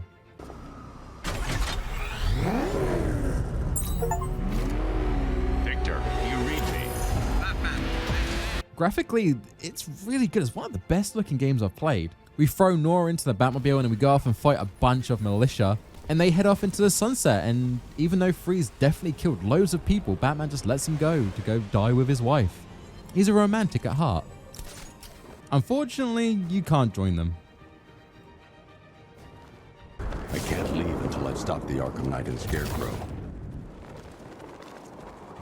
Next up is Killer Croc's mission on a crashed Iron Heights prison. It turns out the warden was actually forming experiments on Killer Croc by cutting off parts of his body and having him regrow, thinking he could use this on humans. Unfortunately, this causes Killer Croc to evolve and he becomes so swole. Like, Jesus, Gordon could take note. We have a big fight and once defeated, we arrest him and move on to the last of these extra missions, and that's the League of Assassins. You see, they're in Gotham and there's a bit of a civil war going on. Half of the League want to revive Ra's al Ghul, because, I mean, they always do. And the other half is headed by Nysa, Talia's sister. And she just wants to leave Gotham. She's done with all this bullshit, which I like. We hear both sides and we have to make a decision. Do we want to save Ra's al Ghul, who will just go back to his old ways, but first he'll kill Talia's sister? Or do we destroy the machine, keeping him alive and let him die naturally? And hopefully permanently this time. It's weird to have a mission that gives you a choice like this, and we know it's not really going to affect anything later on because there's no more Arkham games. But I feel like this opens up a whole argument of like if turning off the machine, keeping someone alive is technically murder. I mean, that's far too deep for my monkey brain. I'm just going to stick with this guy constantly ruins my day, so I'm going to pull the plug. Jesus, that's a rundown of all the side missions, other than some like standard take out the militia stuff that pops up throughout the game. Most of your playtime is in these missions. So for someone like me who hates just having stuff thrown at him, rather than it branching off from the main plot, it felt so much like busy work, and none of it goes anywhere. Even the choices don't amount to anything, because we all know this is the last game in the series. I know I'm not the majority for this. People just like to have stuff to do, and maybe it's part of my fault for playing this all back to back, but it feels weak, man. When it comes to Batman the Arkham Knight, the side missions are the main to this meal, and the story is more of a side dish. It feels backwards. Okay, with that done, let's get back to the story. We catch up with this Simon Stagg on an airship. Unfortunately, we lose control and hallucinate the Joker, showing that he's got a bit of a tighter grip on our psyche at the moment. Gordon, I think we both know she's probably dead, don't we, Bats?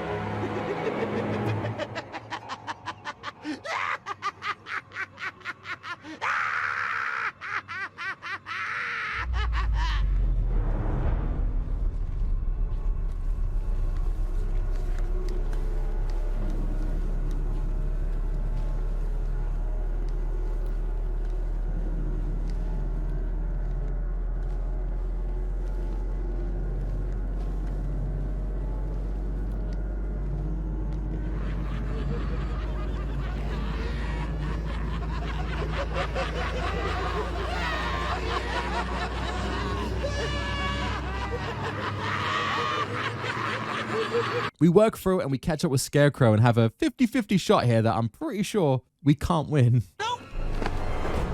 Bad luck, Bats! And we get hit with more toxin. This gives our Joker side far more control. Look at me! I'm amazing! And this body! I can't believe how strong it is!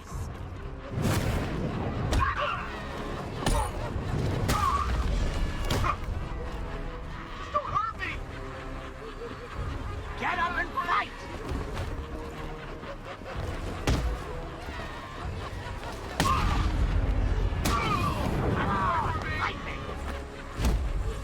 Astounding. Such brutality.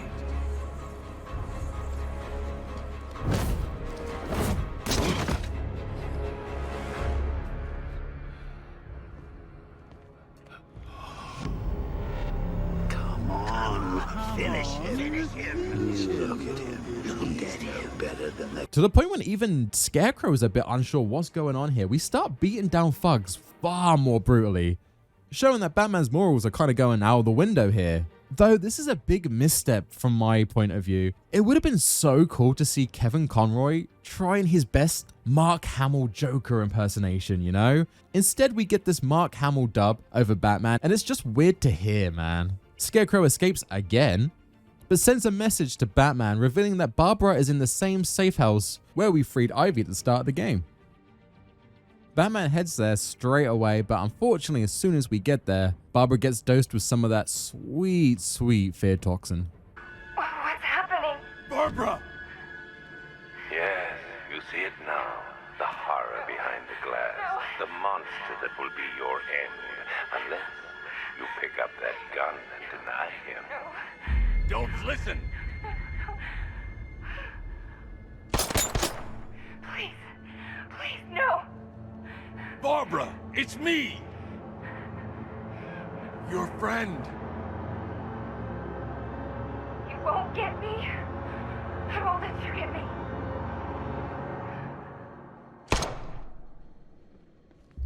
You will bring death to all who follow you. Dear Lord, you can really tell this is the end of the series. Batman and Alfred are devastated, but we can't mourn as, you know, Scarecrow is looking to use the Cloudburst to spread this shit everywhere. I mean, he's got a one-track mind. We enlist Ivy's help to awaken the great Deku Tree underneath Gotham to, I guess, filter out the toxin in the city. I mean, this seems kind of out of character to me for Poison Ivy. The toxin doesn't really have a negative effect on the plants, so why is she helping us? My only guess is that she's just really pissed off that Scarecrow used her as bait at the start of the game. But the only reason she got involved is because she wanted to be part of the group wanting to kill Batman. So it's really weird to me. Anyway, while that's going on, we find out that Harley has decided to attack the movie studio where we're quarantining the Joker wannabes. We head over there and Harley is rocking a new look and it's, well, hi. We don't tell Robin about Barbara because of course we don't, and we start collecting our little Joker family. We have a few boss fights. These are like the only boss fights we get in the game that's not side mission content, by the way, so enjoy them. We do get a fantastic music number from the Joker while Robin's trying to disarm some bombs. I'm stuck in your head and I'm laughing. I filled you with dread and I can't stop laughing. Your parents are dead and I can't stop laughing. What else can I do?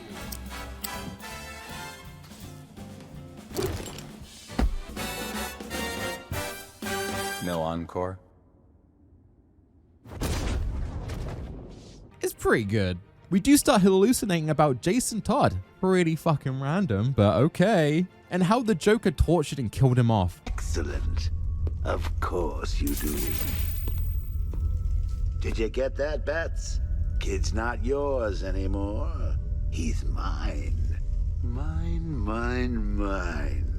To do with as I wish.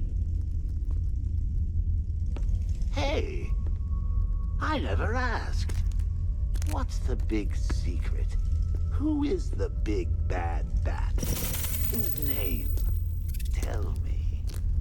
Of course, sir. It's... Never could stand a tattletale. That's why I like to work alone. No one to spoil the punchline. You should try it sometime. After all, you've seen what happens when you drag your friends into this crazy little game of ours. I'm sure this won't come back into play later on. I also love after these little moments where you're reminiscing about your favorite lost son and your new one walks up and Batman literally gets his name wrong. No, no, please, please, no, no!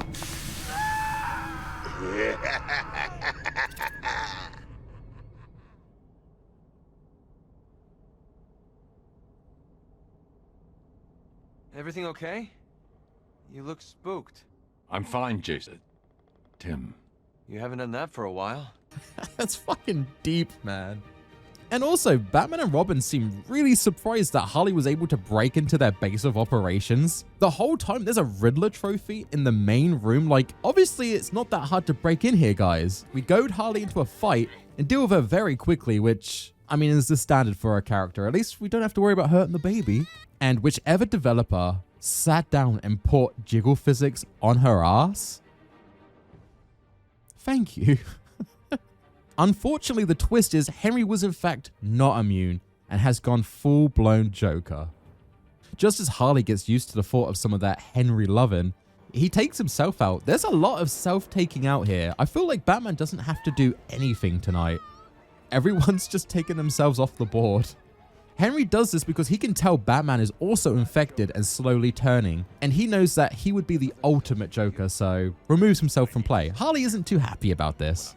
Robin, seeing this too, says that Batman needs to lock himself away. Robin will take over the night. Batman's just too dangerous, so we do the opposite and lock Robin up. Fuck you, man. Uno reverse card. Now that Robin's completely angry and upset at us, now's the best time to tell him Barbara Gordon is dead. Tim, there's something you need to know. Something's happened. No, not her. Don't say it. Barbara's... she's dead. I'm sorry. Let me out. I can't. They're targeting everyone close to me. I won't let them get you as well. Bruce, please. I have to do this. No. You son of a bitch! How dare you! You don't get to decide! Get away from me! Go! Jesus Christ. We get back out into the sea and Scarecrow sets off the cloudburst and envelops Gotham in a fear toxin. This looks dope. Again, the graphics in this game are absolutely amazing. I know this game had massive technical issues back at the launch on PC, but it's great to see that it just looks good. It's so fun to play. Batman and Poison Ivy work together to stop this piss-stained cloud. We head underground to find more tree roots to help Ivy and have another encounter with the Knight. Cornered you. Done what no one else could. All these years, all your enemies. But none of them understands you like I do. You think Crane found Oracle on his own? I'm the one who told him about Barbara. Me! I told you I knew everything about you, didn't I? Don't worry, Bruce. I kept some secrets to myself. Who kills off my favorite character in the game?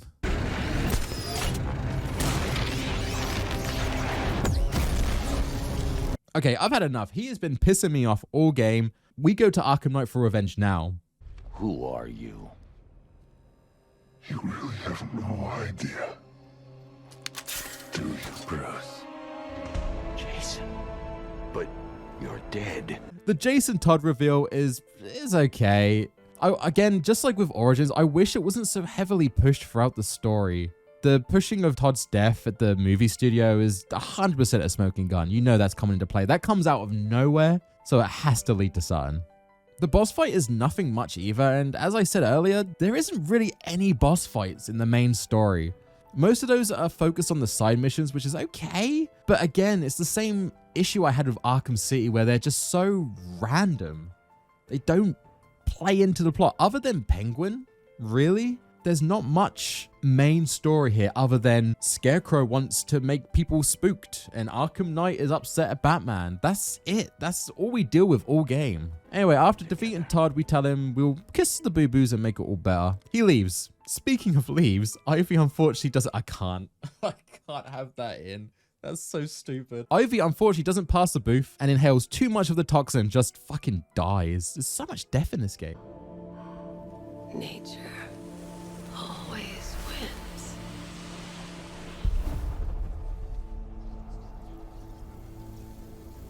She ends on a moral high. It's nice to see, but it still feels a little bit out of character. So Ivy doesn't feel so good, Mr. Stark, and Gotham's saved yet again. And now we get some nice little plant spores floating around. It's nice. Yay. Anyway, hard cut. Gordon has tracked down Scarecrow, so we go to meet him and hopefully finish this fight. But Gordon's seeming a little sus. And proceeds to betray us, because of course he does. And at the same time, Barbara's actually alive. Jesus, okay. What is going on? What the fuck? I feel like the developers took way too many liberties with this fear toxin. They can just write shit in whenever they want and take shit out. Thankfully, before we can digest what the fuck is going on, Gordon shoots us in the chest and we fall off the roof. You think Scarecrow will be happy, but he's actually pissed because he wanted to scare Batman, not kill him. Okay, so he makes Barbara do her best Joker impersonation from Origins by throwing her off the rooftop.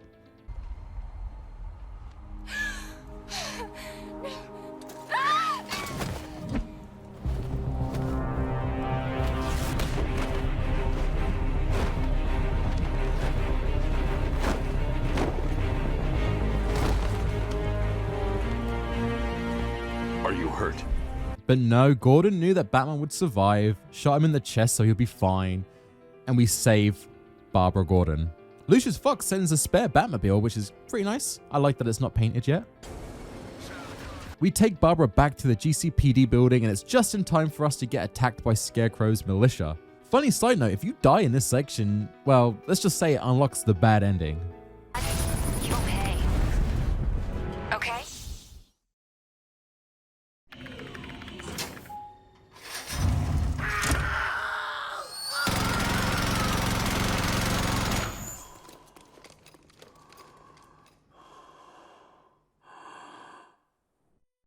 While we were dealing with the assault on GCPD, Scarecrow kidnapped Robin because, oh my god, everyone gets kidnapped in this game. Oracle, Gordon, Robin, Nightwing, Catwoman, Jesus, these guys cannot function without Batman. That's not to mention the hundreds of firefighters, the workers, like, there's so much kidnapping. You know what, Gotham? Not a place to raise your kids. Anyway, the only way to rescue both Gordon and Robin is by turning ourselves over to Joker. Doing this takes us back to where it all started, at Arkham Asylum. But not before Batman has one final I miss my parents scene, because of course, Bruce, you couldn't go one game without it. Joker does what he's been doing the whole game, and he's talking shit while this beautiful moment's happening, and I'm guessing this is just where Batman has had enough. He has heard a lot of crap from Joker, but once it's about his parents, Batman snaps. Never quite got over it now, did he? Well, there's no point crying over spilled blood. It's time to move on, kiddo. Let go. Take a load off. Join your parents. Uncle Jay will take it from here. Hands, Brucey, baby. Don't worry your pointy little head.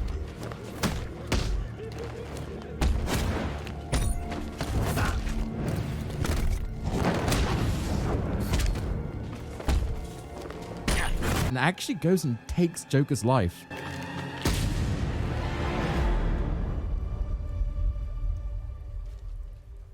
Regardless of this being a hallucination or not, he was pushed to the point of killing someone. Apparently this is what the Joker wanted and might have opened the door to full control. Anyway, back to Arkham Asylum. Like at this game wants to remind me that Arkham Asylum is my favorite. So, Scarecrow's plan. His plan was literally just to unmask and hit Batman with his fear toxin.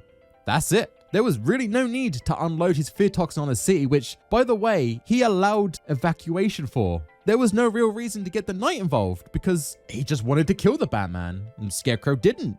This plot does not warrant a 22.5-hour campaign. I am sorry. Even Asylum's plot was more in depth than this. And that was just, haha, Joker takes over the Asylum, woohoo!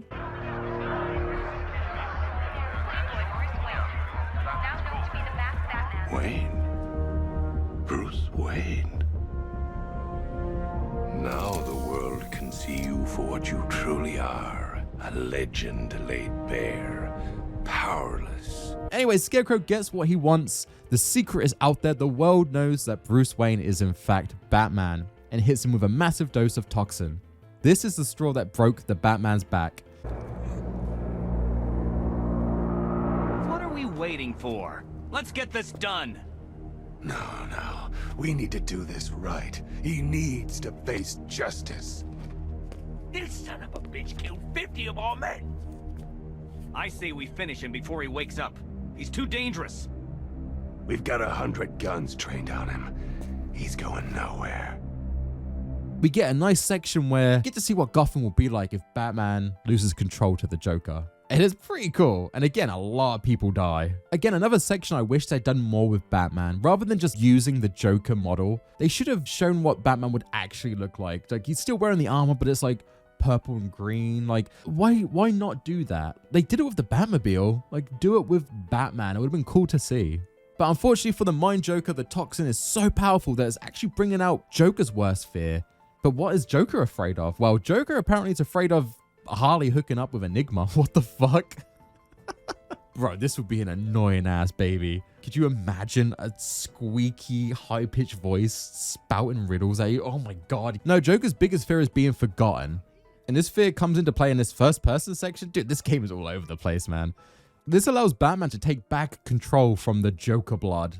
And thanks to the Arkham Knight deciding to go all good now, I guess, we defeat Joker and put him behind bars. That's the end. Most of that was a cutscene. There's no big bad boss fight. Oh man. God, the story is bloated. It's so bloated for such a generic plot of just who is the Batman. I didn't like it. To me, this was the weakest story in the series. And though I really like the Mind Joker stuff, he is completely Deus Ex Machina it away thanks to the power of Batman's mind and the fear toxin. It doesn't go anywhere other than giving a few visuals and keeping things a bit more entertaining throughout the story with just like the quips and, again, dark jokes. Other than that, it's nothing. Well, now that the secret's out, Batman decides to activate Protocol 10. Sorry, Nightfall Protocol. There's too many protocols in this series. But before we can do that, we have to clean up Gotham, which means the true ending is technically locked behind an 100% save file. That includes collecting the 200 plus Riddler trophies. Holy shit, this is frustrating. Whoever made this decision needs the Joker treatment.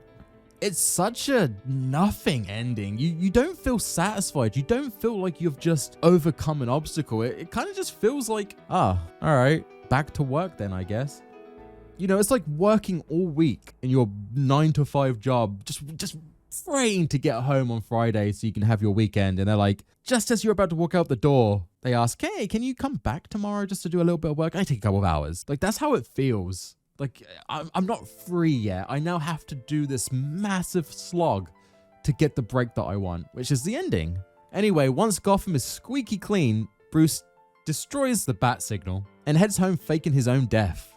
And also, I guess, Alfred's. We just saw Bruce Wayne, now known to be the masked vigilante Batman, enter his home, refusing to come. Gotham moves on, Gordon becomes mayor of the city, and Robin and Barbara get married. And honestly, we get a cool ending scene with the new protector of Gotham, though who in their right mind would go down an alley next to a theater in Gotham? What the fuck? Take his wallet.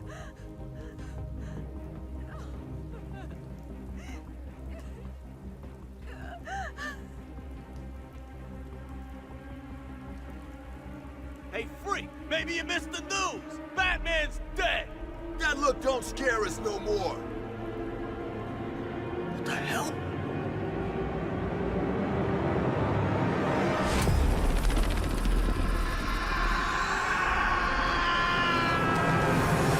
So that's how Batman died, kinda. Wow. Well, before I dive into my thoughts, we do have a few DLC episodes to play through that were apparently worth £40 at launch as part of the season pass, so we'll take a look at those. Alright, with the main story completed, we have some extra content released as expansion episodes that take place before and after Arkham Knight. First on the list is Harley Quinn's episode. This is set just before Arkham Knight, with Harley working with the Penguin to free Ivy at Bloodhaven. This is actually really cool because you get to play as Harley Quinn for the first time. I like the little touches, like she doesn't have silent in her vocabulary, so she does loud takedowns. It's pretty funny. Also, we can play as her original Harley Quinn designed costume, and my god, the developers cooked with this. My PC is overheating with the processing it requires for these jiggle physics. God damn. Unfortunately, it's pretty short. It lasts about 10 minutes, and then we move on to the next one. These are bite-sized, just so you're aware. Next is Red Hood's story. This takes place after Arkham Knight, for obvious reasons, where he goes after Black Mask. He's fun to play as because he just shoots people. It seems like just using a gun is the most practical solution. Again, you do one stealth section, one fight section, and we're done. We're talking 10 minutes at most game time. I feel like the meat of these expansions is that you can play these characters in the challenge maps.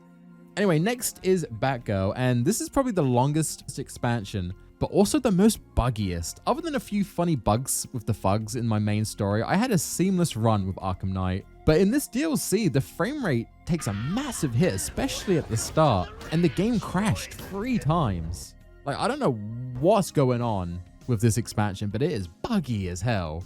Her story boils down to Barbara Gordon and Robin wanting to save the police force and her dad from the Joker, who's testing her and Robin, I guess, to see if they deserve the Batman mantle, or maybe he's just jealous of Bruce spending all his time with the kids. I mean, it is Valentine's Day, so maybe he's just a lonely heart.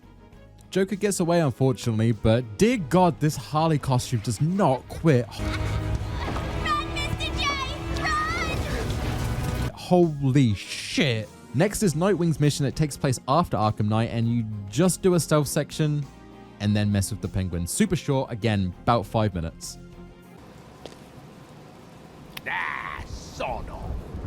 Catwoman's expansion is a bit more meatier. Again, takes place after Arkham Knight, and it has her breaking into Enigma's base while he's held at GCPD. She wants all his money. This is probably the hardest stealth section in any of the games so far, and it's followed by this fight on this elevator, which for the life of me, I could not figure out what I was doing wrong, till it just randomly worked once. I think it's time-based and you have to defeat all the bots before the stage becomes completely electrified, but I have no idea. Thankfully, the Riddler is on the comms the whole time and he's actually pretty hilarious. He's trying to be menacing while also pretending he's talking to his lawyer on the phone, and you can hear Cash in the background getting pissed off. It's brilliant, and considering I had to redo this fight like 5 times, it was welcome. My vengeance will combine the fury of Achilles with the patience of Prospero. You'll be looking over your shoulder so hard, that empty head of yours will unscrew and fall right off. You keep it down, Enigma. Don't make me take away your chest. Sorry, Officer Cash. My, but your hook was particularly shiny today. Lastly is Robin's story, and it's him taking down Two-Face while on his honeymoon with Barbara Gordon. It's nice to see he's taken up the mantle from Batman after Arkham Knight, and having Oracle in his corner is nice, but again, this doesn't really add up to much more than a challenge map. It lasts about 10 minutes, and then we defeat Two-Face. So yeah, they're all about 10 minutes long, and I mean, not counting Batwoman's that can go on for about 25 minutes, so it's a little bit longer. I don't know, man. It's nice to venture back to Arkham Knight for a few extra bits of content, but playing these back-to-back straight after the main game, it felt way more fillery than it should have, I think. And I feel like I would have been disappointed coming back after beating the game to play these when they launched a few months in between. So that's it for Batman Arkham Knight, and to be honest, the end of Rocksteady's win streak here, because the projects go quite downhill from now on. Arkham Knight has to be one of the most fun games in this series on a gameplay level. I actually found the combat and mechanics here far better than even Insomniac's Spider-Man games, and that's quite a feat. Unfortunately, it does fall into the same issues I had with Arkham City though. The main plot is such a nothing burger that doesn't go anywhere except with a twist with Jason Todd that, to be honest, they ruin halfway through the game. It's way too overly saturated with side missions and can kind of feel like just busy work at some points.